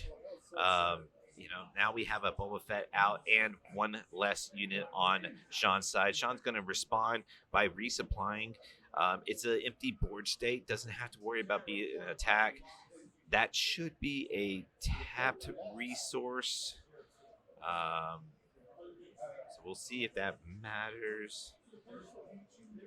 Boba Fett's going to go ahead and attack the other Boba Fett, which is going to just go into the next turn. Okay, there it is. Okay, so, playing fast here. It was kind of a racy game compared to the last Boba Fett round that we saw. This one's a little bit more like racy and damage trading. Cartel Spacer on BDR's in helped prevent a little bit of damage from that 7th Fleet Defender, and now has another unit out there. But that Defender having just shield is it's kind of hard. It's hard to you don't want to attack into it. That's just like a loss of a unit. And now that is, Sean's going to take full advantage, just like he did with the Crafty Smuggler, to kill the Cartel Spacer. Boss comes out, destroys Sean's hero or leader here with his ambush ability. Boss having ambush is a very, very, very good card here. Let me see. Okay, well, let's see what is decided to get played here. Let me see if I have Boss. I can bring him up here. Do not have him. I can go grab him real quick so we can all see what Boss does. He is pretty big in the mirror match. I mean, again, when we talk about unit trading, this is what Boss does. He comes out, has ambush, and then you may deal 2 damage to a unit whenever you play an event. So a very, very good card here. So let's see. Let's get him in here. Comes in big. Let's shrink him down a little bit. All right, so here we see ambush. So you don't need to ECL this one. And then, just having a 4-5. So that's what gets played. Now, we do get to see a Fett's Fire Spray on Sean's end. All right. And then he also has a Fett's Fire Spray. So it's really curious when we see him. I think I saw a Waylay in there. Peter does like to, give us a little insights what's about to happen. It's very interesting this board state right now. We have the Boba Fett out and ready along with his partner in the bounty hunt, Bosk. But one side's dominating the space, one side's dominating the air. However, the damage is definitely dealt into. I believe that is dealt into BDR. So BDR does have the less life. Using the ECL here to bring in and destroy the Bosk with the Rook and his effect. That is essentially makes it where any damage that Rook deals is lethal. And so when you ambush, you are basically just killing a unit, and Rook gets to stay alive because he has a shield. Now, Overwhelming Barrage, this is a good one. With Boba Fett, this is going to pump it up to 6. And BDR is going to just say, you know what, let's just destroy that Fett's Fire Spray. I don't want to have to deal with that anymore. And then no good to be dead. Damn, that is so good here. I mean, that is such a tempo changer. Preventing that damage of 6 damage coming in, as well as just preventing damage happening next turn. Like, that is such a tempo play. Then 3 more damage is dealt. Okay, so now that I see it is instead BDR at 8 health. So Sean does have a little bit less health. He has 13, where BDR has 17. So, BDR definitely just trying to get damage in, maybe get, in that lethal range where Surprise Strike wins the game. But right now, it's going to have to do it with no attacking units this turn. That's going to be really, really tough here. That's going to be very, very tough. All right, they're just double checking resources here. Should be. Uh, Everything that I've seen is looking good. Yeah. I believe so. Yes. Yeah. Yeah. Yeah. All right. Just having a little bit of damage count. Yeah, I believe everything looked good on my end. We did look at some cards, so we might have missed a bit of presence damage, but both players feel good with where everything is, so that is looking good. Okay, so if that fire spray comes out, and that is going to come out ready, so we do have an attacker on BDR's end. And Fast Fire Spray is always coming out ready when Boba is your leader, when Boba is your unit, or when Django. We might see Django here soon. Okay, a little camera turning here, but that's okay. We can still see everything. And then using Surprise Strike to trade units here, and then using Boba's ability to get that extra resource back.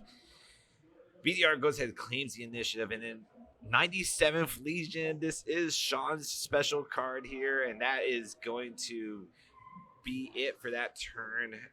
Definitely having the initiative is good when you're staring down at a 97th Legion. That is 8 power, and it's probably going to be 9 power this turn. Let me go ahead and pull that card up so we can see that card. That card is value when you're in the late game. So +1/+1 for each resource you control. When Sean played it, he had 8. And now every time he puts out a resource, that's almost like an additional point of damage. So very, very unique card. You do not see this often when you are thinking of a Boba Fett deck, but Sean loves the card, and I like that he has it.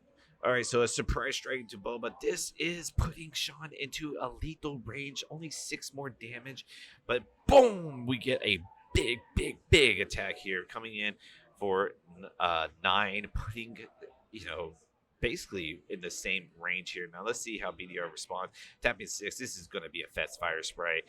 Coming in ready, being able to come in for that lethal damage. But oh, no good to be dead. This card has been insane this game. This card has been such life-saving for Sean. I imagine we're going to see the initiative be taken and 3 more damage. And then a Fet's Fire Spray. Oh my gosh, and that's it. Sean is doing it yet again, being able to take on the Boba Fett's and win. This has been an incredible run on Sean's end.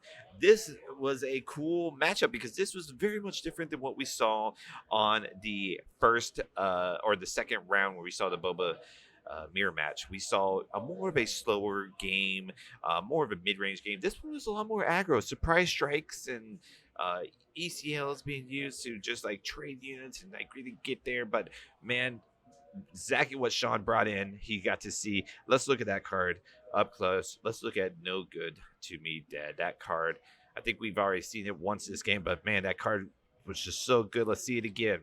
Only 2 resources, exhausting unit. The unit cannot ready this round. So if you do it when a unit is untapped, it hasn't attacked yet, that means that unit cannot attack, and that unit will stay tapped on that next turn. So, BDR playing that Fet's Fire Spray, hoping to get in that lethal damage, and then Sean just responding, saying, no, you don't get to do this. In fact, I get to do it. And he plays his own Fet's Fire Spray.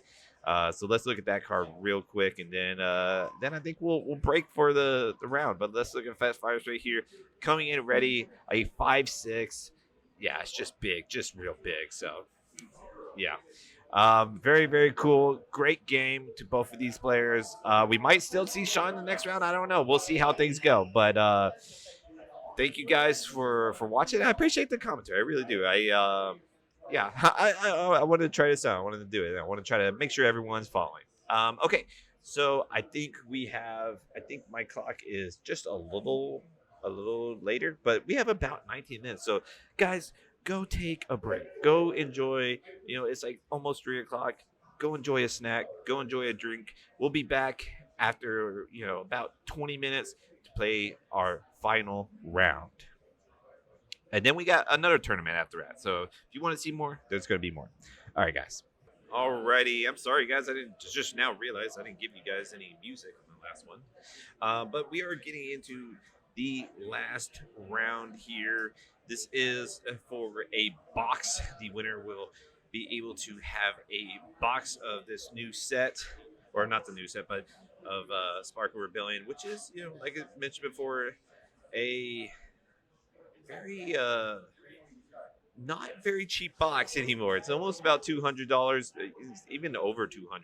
But we do have different heroes this time around, so this actually will be pretty fun here. We are not seeing any Boba, no Sabine. Instead, we are seeing Casino Hans. We're seeing Han Solo. Um, okay, so we got Han Solo there, and now we are also going to look at name here. This is not Sean anymore. Sean is undefeated. He is facing a shirt right now, so a Boba V shirt. This is Dino here, and then we have deck name here. This is just Krennic. No additional special name to it. Just keeping it simple, keeping it what it is, and then Brad is our Krennic player. So we are going to see a control deck versus a I don't know if you could say it's combo, but it's a very much a high rolly deck. That is for sure. All right, so I'm gonna have to come out with look up some cards here because we are gonna get all new cards. But I think the first one I want to look at here is Han Solo.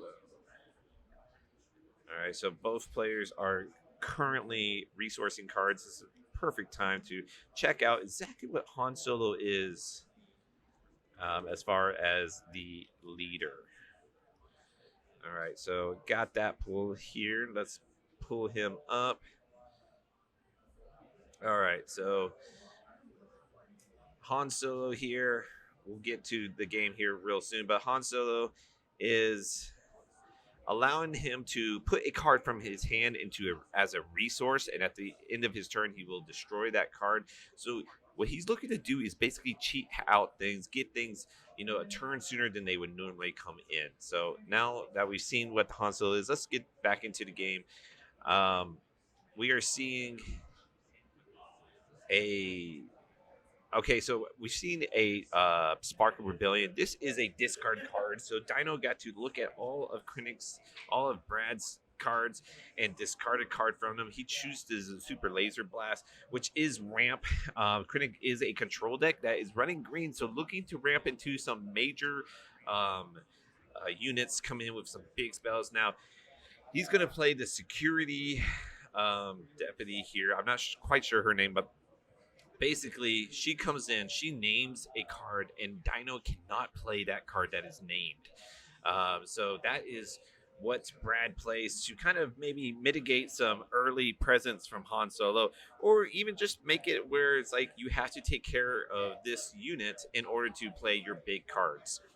So that is going to start off with a Greedo. We've seen this card. We know what this card is. A 31 for one that is, when destroyed, can discard the top card of his deck and deal 2 damage to a unit. The agent's going to go ahead and just kill Greedo. He is going to choose to discard a card. It is the Millennium Falcon, which is a very, very good card for yellow. So I'm sure that's not what he wanted to see. But had he hit, he would have killed the security woman, as she is a 1/4, which now is just a 1/1. Cell block guard that has Sentinel, so we're looking at a 3/3, and Dino just goes ahead, keeps the initiative, and goes into the next turn. Quickly resourcing card, knows exactly what his deck wants to do, and is ready for the next turn. Krennic has no real time to really debate on what he's trying to resource. So both players know exactly what they're trying to do. Battlefield Marine comes out. It's a 3/3. We've seen this with the Sabine decks. Just a big body out there. There he is, 3/3. Nothing else to it. Just a 2 for 3 3. That's just good value. That's going to be able to have to attack into that cell block guard, but we'll be able to destroy that cell block guard. A cell block guard being a 3 3 with the Sentinel. Okay, so Brad is going to look to just trade. Going to just go ahead and just use that cell block guard in the aggressive sense. And now we see Dino takes in the initiative. Krennic or Brad being able to come in for 1 point of damage, which maybe not is the best, but you'll take every damage you can get, right? Now, this is the first time we are seeing a hero or a leader have a base with 30 health. So Dino has the command center as his base, which means that his base has 30 health, where Brad's base is the energy conversion lab, the base that we've been seeing every hero play, it seems, at 25. So there is a bit of a life gap right now, only by 3, because Brad was able to get in a few points of damage. Okay, coming in for 5, doing Traitorous to take control of this unit. Very, very interesting. I believe the name still applies, so he still won't be able to play the card that is named. But Traitorous does just go ahead and take that unit, and now he can determine how that unit's fate happens. It takes away a unit from Brad, at least. All right, so Krennic is out. Krennic is a hero that we should actually bring up because we haven't seen him either. So Krennic gives his damage units +1/+0.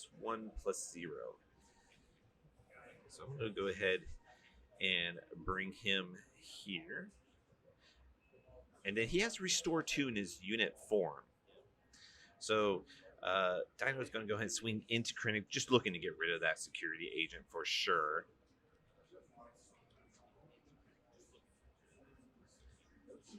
And then let me bring up Krennic here while these guys decide what they want to do. And here's our Krennic. See, each friendly damage unit getting +1/+0, and then it comes out as a 2/7 with the same ability. Just now he has Restore 2, which means every time he attacks, he heals 2 from his base.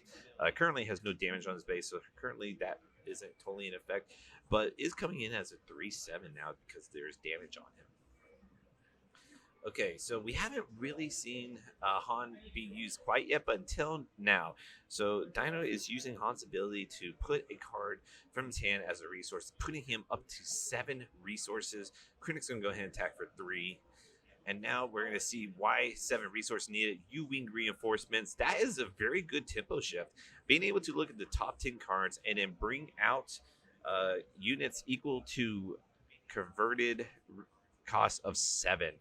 So, the options are kind of limitless. He could just come out with one big 7 drop, or you come out for 4 drop and a 3 drop. There's all these sorts of options. But either way, bringing out a very good unit or a couple or 3 units in this case is pretty good. So we see 2 Echo-based defenders. These are 2 units that are 4/3 and have Sentinel. And then we see our good friend Greedo. Now, Han Solo only needs 6 resources to come out as a leader, so we might even see a Han Solo come out as well. Either way, this is very good for Dino because Krennic is a control deck, and control can sometimes struggle to eliminate multiple units all at once. But we're going to see ECL gets used here, bringing in the Cargo Juggernaut. So that is definitely just a Krennic card for sure. Let's go ahead and bring up card. It comes in with his shield, so he's going to lose his shield. But then it also heals the base 4. Now, that's not going to be that essential here, as there is no damage on Brad's side. But, coming in with a 4/6 with a shield that's able to destroy a unit is really where the value is there. Okay, so there is Cargo Juggernaut, 4/6 shielded. And then on play, you heal 4. So very good card, especially right now. Able to take out the one of the Echo-based defenders. However, there is now Han Solo out there that attacked into that Krennic. So Krennic is not long for this world as a unit. Luckily, his ability as a leader is a passive ability, so he will not need to be untapped in order for damage to give a buff to his units. Now, Krennic does have the initiative, so we'll have to see, or Brad does have the initiative, so we'll have to see what Brad does here. It's going to decide the resource card. Now, 8 is the number you really got to look out for because 8 means super laser blast, which can wipe a board that a U-Wing reinforcements has created. All right, coming in for 5, we see the overwhelming barrage. That is a board wipe in itself, giving that cargo juggernaut +2/+2, so is able to deal 6 damage divided as he chooses. He chooses to destroy Han Solo and the Echo Base Defender. So not looking good for Dino here. Looking like Krennic is taking full control of the board. We'll see if this Greedo wants to come in against the Juggernaut or Krennic. Looks to kill the Krennic. Looks to do a trade. And he's going to do the ability. It is an event, so he will deal 2 damage to the Juggernaut. He is rewarded this time. Now, both heroes are at, very low life, right? Or, I mean, sorry. Both heroes have a lot of life. And so there's not so much of an urgency. However, that cargo Juggernaut is no joke. It's hitting for quite a bit, especially because it got overwhelmed with Raj. But here I see it. Yep, here I see it. We are going to see Han Solo. Han Solo so very good because Han Solo attacks before something happens, and then Power the Dark Side happens. So Power the Dark Side says target opponent sacrifices a unit that they own. Since Han Solo was the only unit, that is the unit that gets destroyed here. But let me go ahead and pull up Han Solo as a unit card because that is the card that you don't want to see when you have basically any units out.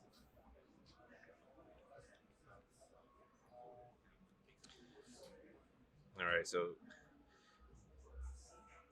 we got another U-Wing reinforcements from Dino here.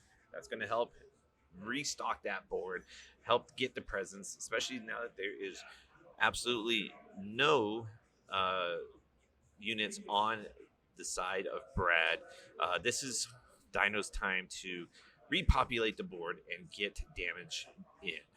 And that's really what Dino needs to do because I'm sure Brad is feeling very, very good being at 0 damage onto his base. So we have an Echo Base Defender. This will be the third and last Echo Base Defender. And we have an R2-D2, which gets to look at the top card, put it on bottom and top. And then a C3PO, which works very well with R2-D2. So what happens here is R2-D2 looks at a card when he's played or when he attacks. He looks at the top card. You can choose to keep it on bottom or keep it on top or put it on the bottom. And a C3PO, when play or attack, you name a number. If it is the same number as the card on top of your deck, you get to draw that card. So as you can see, R2-D2 attacking, then you know what card's on top and how much it costs. And the C3PO naming that number to be able to draw that card is very, very good. Now, this is where Krennic is going to be really, really happy, is that the Avenger is out. This card is a... I'm not even quite sure the power and toughness of the card, but basically this card is a massive ship that looks to, when play or attack, has the opponent sacrifice a unit, or they choose a unit to be destroyed. So the Avenger comes in for 8 damage. Very, very strong. Going to be very hard for Dino to really get back in this game, but U-Wing reinforcements are a good thing. He plays out Leia. Leia looks to exhaust the Avenger, so the Avenger will not be attacking this turn. That's a very good play. Keeps some damage off of Dino. But here we have Reinforcement Walker, which again is a 6/9 that you draw a card or you discard the top card of your deck and gain 3. So this is just very much in Brad's hands right now as Krennic. I'm sure Dino's just trying to figure out, how do I get out of this? What do I do here? He's going to attack into the AT-AT right now, the Reinforcement Walker, and then he's going to play Han to basically get that damage in. Now, he was able to do that because Brad took the initiative. Now he's going to do C-3PO. He's gonna guess. He's gonna have a guess right here. It's not the number, so he is not going to reveal that card and then draw it. But that's why he kept C-3PO instead of R2-D2, because there's a chance that you could draw that card.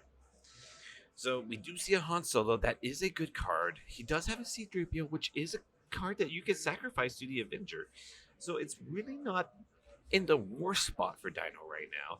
But Brad being the control player, you gotta imagine he's gonna have a lot of kill spells, a lot of stuff to just kind of get in Dino's way here. So he chooses the Arsenal card. So does Dino. Both players has a ton of resources. I'm interested to see how Brad starts. So yes, of course, the Avenger is attacking. He decides to sack the Leia. He says he doesn't need the Leia, chooses to keep the C-3PO instead, plays the Battlefield Marine. If anything, that is good fodder for the Avenger.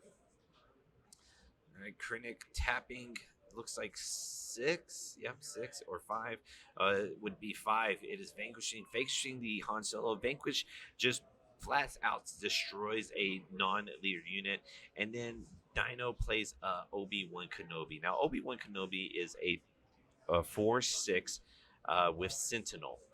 So forcing an attack. And then when Obi-Wan dies, you put 2 experience counters, so 2 +1/+1 on a unit. And if it's a force unit, you get to draw a card. So I'm going to get that card so we can look at that one. Because Obi-Wan is a very, very good card in this game. Is for the Luke decks, that's what they look to do against the aggro decks. Give themselves some little bit of time here. So it looks like another Cargo Juggernaut gets played. This one has its shield because it is not being ambushing. And here we have this Obi-Wan, as mentioned before, 4/6 Sentinel. It's going to force that Cargo Juggernaut to attack into it. Okay. So Brad keeps the initiative. That's really what you want to have, especially when you have the Avenger. Brad might be trying to look to find a way to destroy Obi-Wan in order to potentially finish up the game here. Avenger coming in for 8 damage is going to be pretty gnarly, putting Dino in just 2 damage away from being destroyed.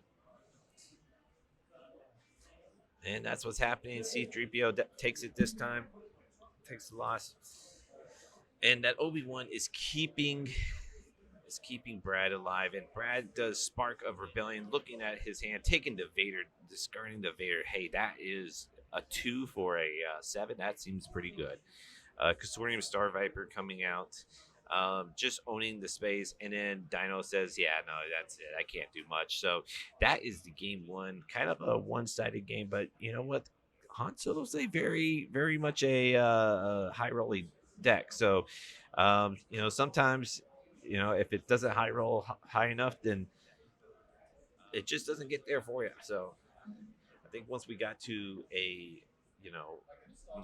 turn 5 and 6, and Brad was at 0 damage on his base, it was kind of a foretell of what was the game's going to be like. So definitely how it went was to Brad's favor. So Dino's going to go ahead and bring in some sideboard cards to put some more pressure on, to survive some board wipes, to figure out exactly what he needs to do in order to put Krennic in a bad spot, basically. All right, well, meanwhile, while they're doing that, we'll look at some cards here that was played. Let's look at the Avenger here. This is a very big card for blue decks here, blue control decks. Being able to just be an 8/8 and then having your opponent choose a unit they control and have that unit defeated is just major, right? The Avenger is not going to be your opponent's friend. I mean, that card ends games, and that's exactly what it did. So Avenger was very big there. Let's also look at Han Solo here. Han Solo, this is Dino's ace card that he wants to see. Having ambush on its own, being able to come in for 6 damage. But look at this. While attacking, this unit deals combat damage for the defender. So it deals 6 damage before it even takes damage, which, that will kill a lot of units before they can even deal damage to Han. So that is why you play Han Solo as a unit or as a leader, so that you can bring his unit out up to like 2 turns faster, potentially. All right. Brad being the control player, he's going to really make sure that he is bringing in the right cards here. He needs to be in control. His deck is controlling, and he needs to make sure that Han Solo is not going to just surprise him or just overtake him. Okay. All right, just looking at some other cards that we've seen. I think there's one that I know that we've seen quite a bit now. I'll go ahead and bring it up. That's Reinforcement Walker. And U-Wing Reinforcement, actually. That was actually another big card. So let's go ahead and look at U-Wing Reinforcement and why that card is so good for Dino against control deck. And CN2 was actually probably why he stayed in the game as long as he did, honestly. All right, so here is U-Wing Reinforcement. It does cost 7, but with Han, you are going to bring things out a little turn early. And then you're searching the top 10 cards of your deck. 10 cards. That's like when your deck's 50 cards. I mean, that's 20% of your deck right there, right? And you're finding 3 units. And so being able to put, like Dino did, 3 units at a time down, I mean, that's really good. But even if it was just like a Han Solo and that was it, hey, you'll take that, right? I mean, Han Solo is such a good card that that's fine for him to come down like that. Okay, so both players have drawn their 6. Dino is going to keep and go ahead and resource. We'll see if Brad keeps here. He is opting to a mulligan. Did not like what he saw. Probably wanted to have some sort of early game presence in order to not be overwhelmed. As we saw, Dino has some early game. He has those Battlefield Marines, which is just a 3/3 for 2. And, if Brad cannot, be able to control the board early in the game, it might just be too much for him to get back into the game. So Dino is going to look to start with the initiative and try to just get damage in a lot faster in this round. Both these players are playing for a box, as well as Sean versus a Shirt Inway. Sean's Boba versus Inway. So, there's a lot on the line.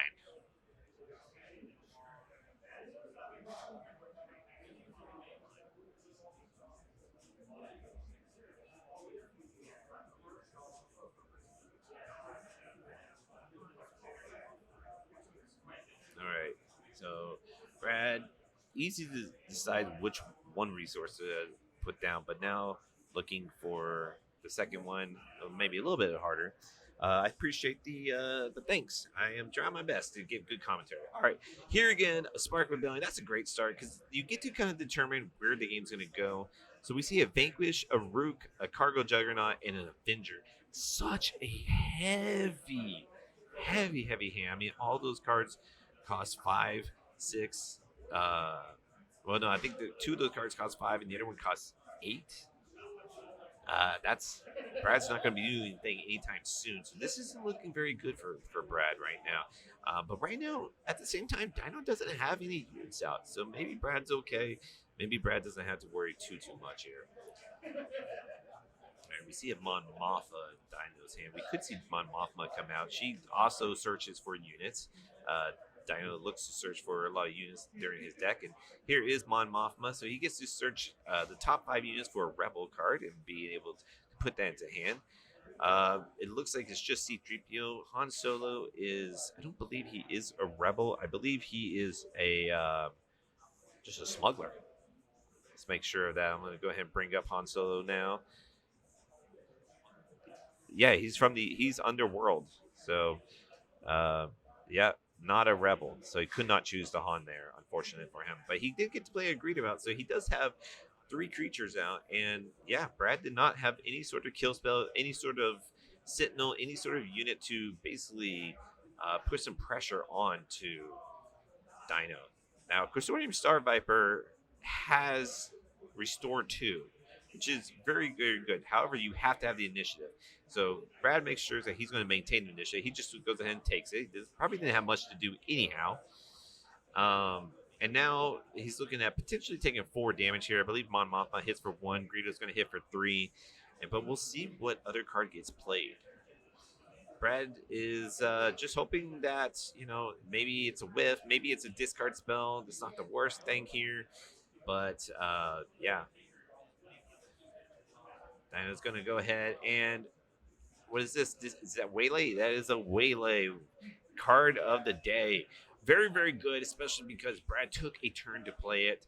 Um, now takes 3 and then 1 from Mon Mothma. So no restore for Brad this turn, and there is now 3 units on Dino's side. So it is looking more like Dino's game, but Krennic is, it's a control deck, and you should never count control decks out.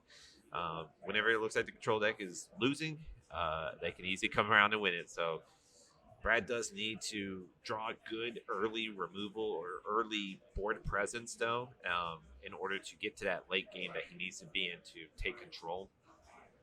We're at 5 resources. We could see Han Solo come out as a leader unit this turn by doing his ability.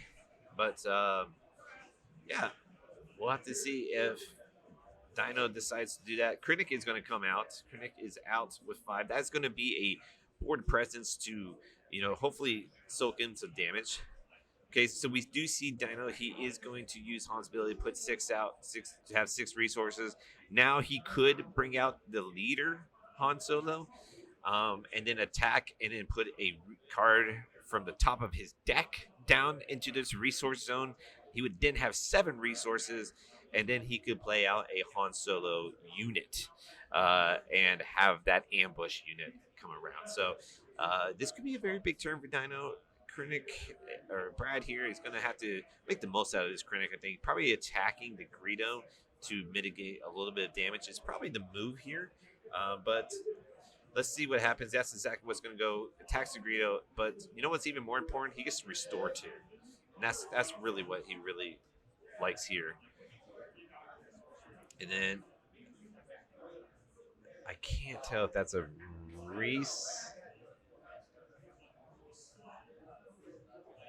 Okay, so he did Greedo's ability, revealed a resupply to deal 2 more additional damage to Krennic, and now coming in with R2D2 to look at the top card, wants to put that on the bottom because maybe he does want to bring out Han and doesn't want that card to be resourced.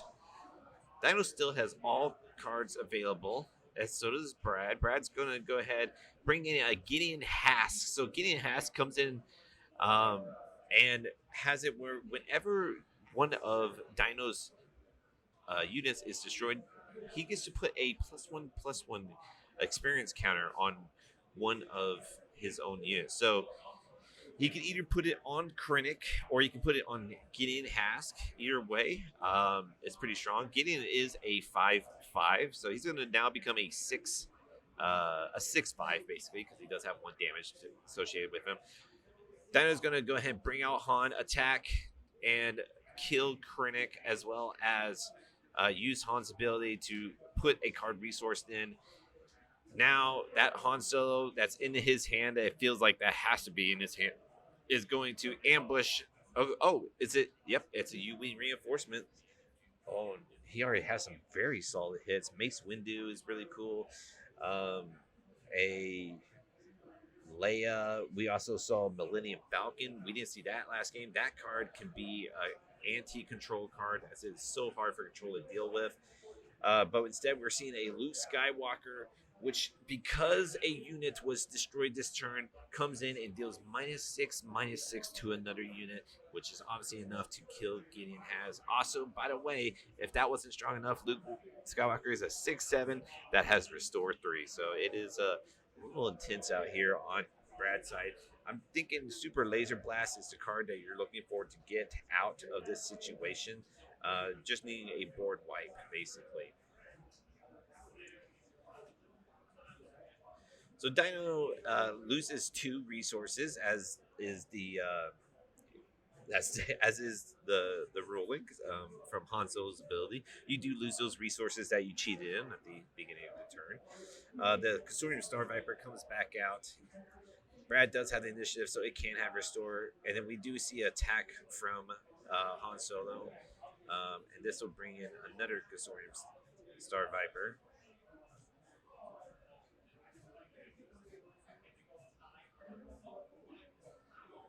I'm going to make sure damage is dealt.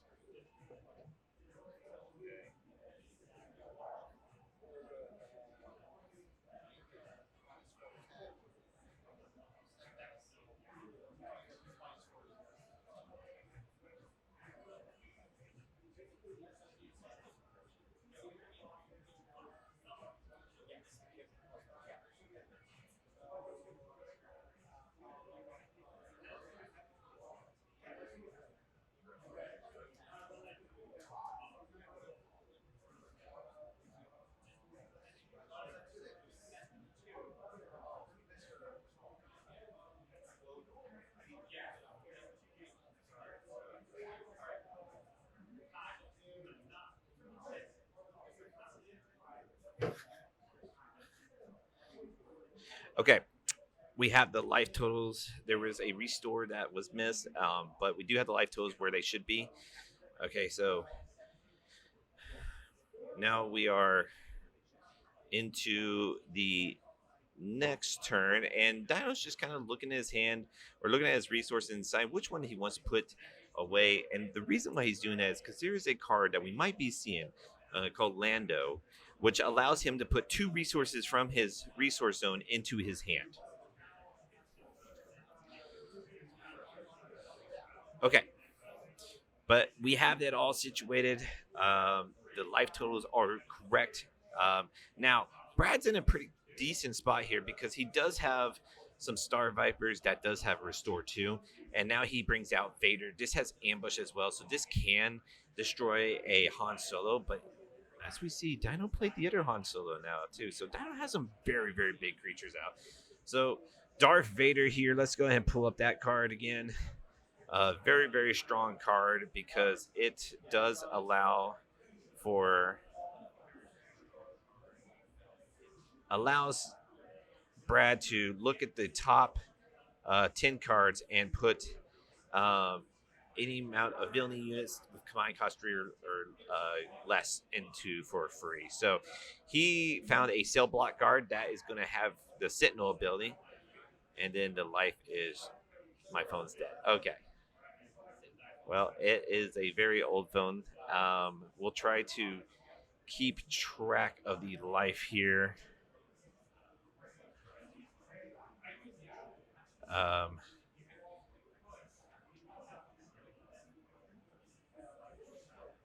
I'm going to try to verify life.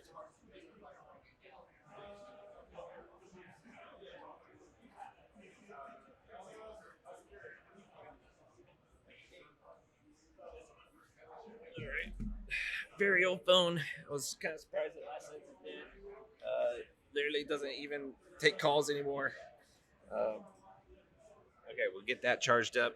We have 13 on this side, and then it will be 0 on this side. Okay, perfect.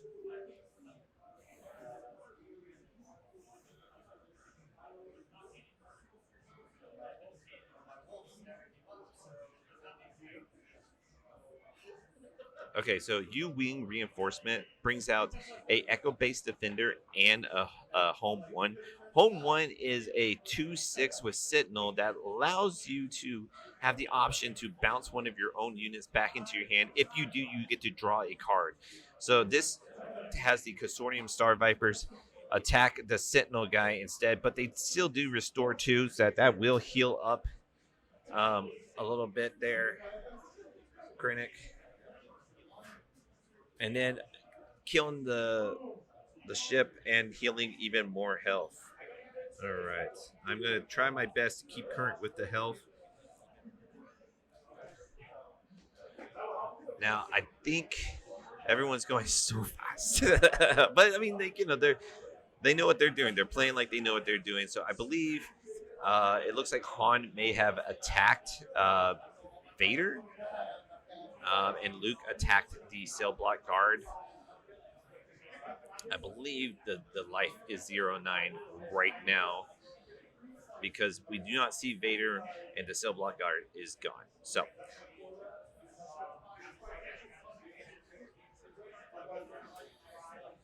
all right.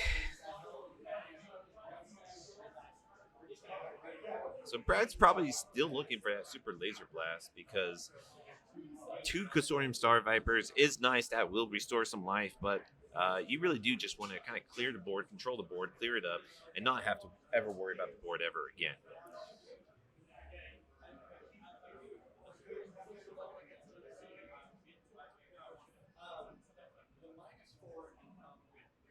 Okay.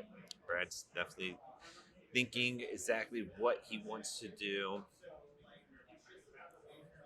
He does have the initiative, deciding if it's better to attack, to kill, figuring it out.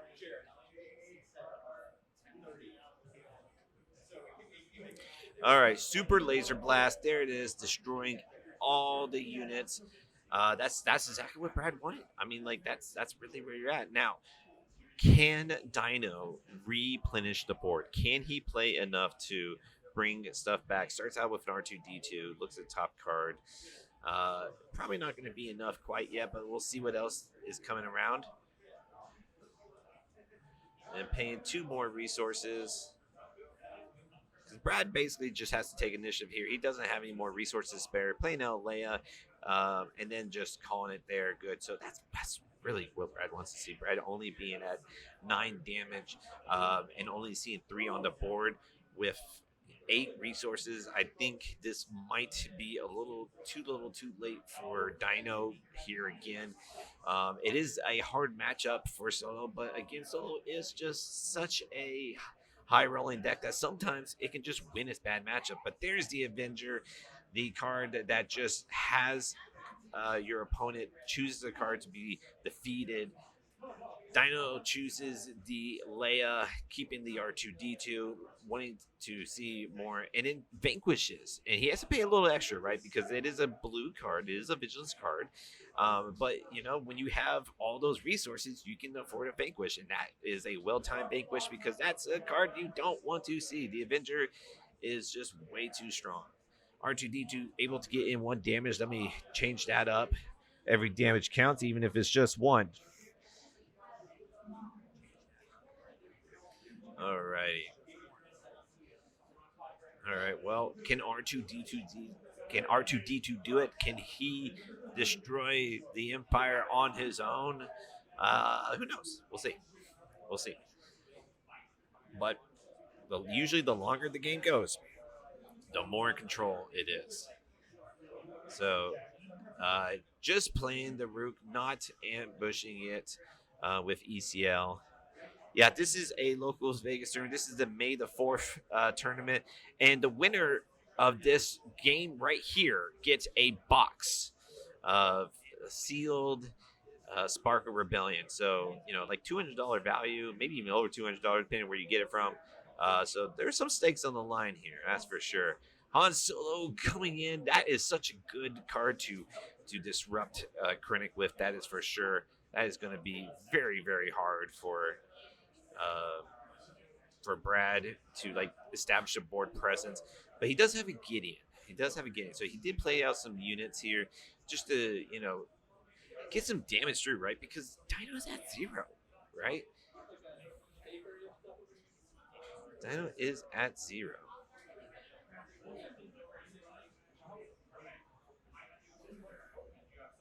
I don't know if I don't believe he attacked with R2, but he does have the R2D2 C3PO combo here to be able to basically draw a card. It's very good. Okay, but overwhelming barrage happens, giving that 5 to become a 7. That's enough to kill Han and R2. C3PO is still around, but like at what cost, So now this Gideon has is a 9-9 because it gets +2/+2 from the overwhelming barrage. But what happens here? It looks like it might have been another vanquish. Uh, and there is another Gideon has. All right, so C3PO is going to go ahead and attack. Uh, looks like the life here. So C3PO coming in for one. He guessed at a number, was not the number, could not draw the card, and moves on to the next turn. Okay, so can C3PO defeat Krennic? 14 more damage is what's needed. C3PO only attacking for one. But Brad has the. Oh, yeah, I believe Brad came in for a lot more than. I don't think Zero is Dino's life anymore. I believe Dino. Oh, yeah. No. Showdown on the 19th. That's no. We're stoked. We get a SCG con coming up, so that will have a 1K and a 2K event. So that's going to be pretty cool. I believe 9 damages on Dino's side, but then is attacked. Okay, so we are looking at a Viper Probe Droid to look at Dino's hand here.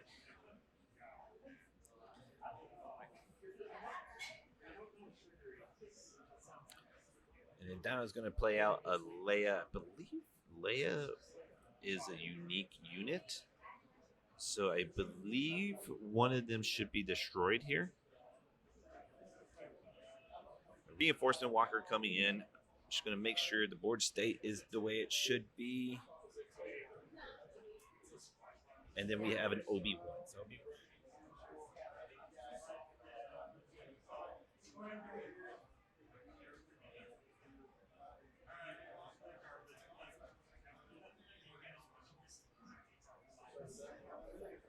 okay.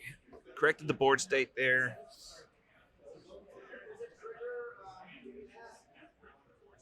It would be defeated. Yes, it would have a trigger.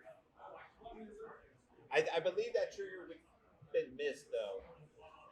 That trigger would have been missed as you guys went on to the next turn, though. It's up to you guys. I don't. Whatever you guys want, but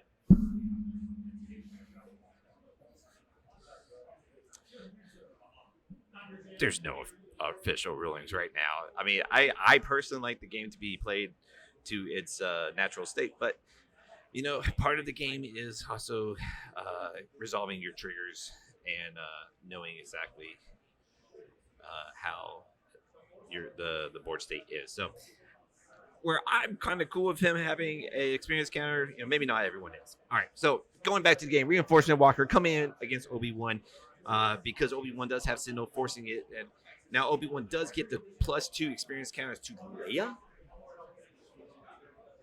and which then we use barraging, overwhelming barrage to do 6 damage to Hask. Brad's just figuring out why Leia is as strong as she is.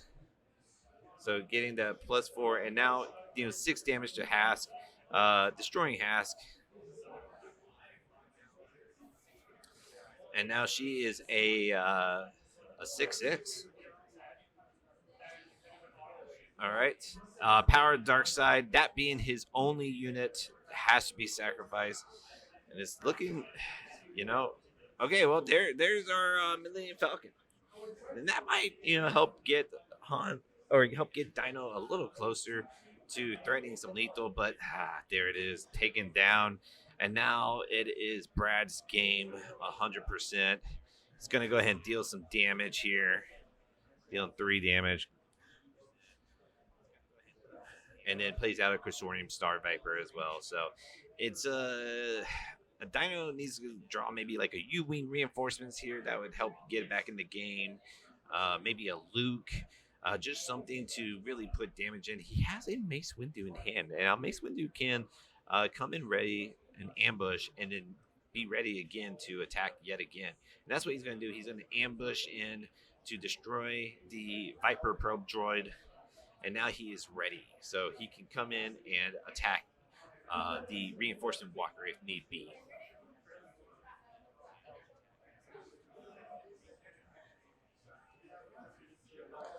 All right, so Brad is tapping 5 here, and then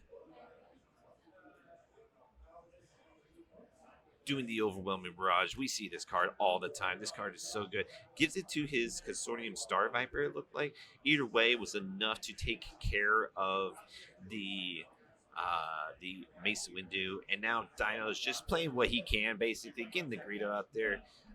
Taking 3 damage here. Does not have to restore, as Dino does have initiative. And then will take a 6 additional as well. And then that is the game. So it was looking a little rough for old Dino. I mean, this is not a great matchup for Han, but again, you never know what happens for Han Solo. So great games by both players. Both players earned the spot to come here to face for the box, but it will be Brad that will lead with the box in this time. So thanks for guys for watching. We have another tournament coming up. It starts here in an hour, so I will keep the stream going, and we will have another tournament to show in about an hour. So it could be dinner time for some of you guys. Go get some dinner, come back in an hour, watch some Star Wars Unlimited, where yet again another case is being fought for. So a lot of high stakes. So good games to all the players. Thank you guys for all watching, and come back in an hour. Come check us out.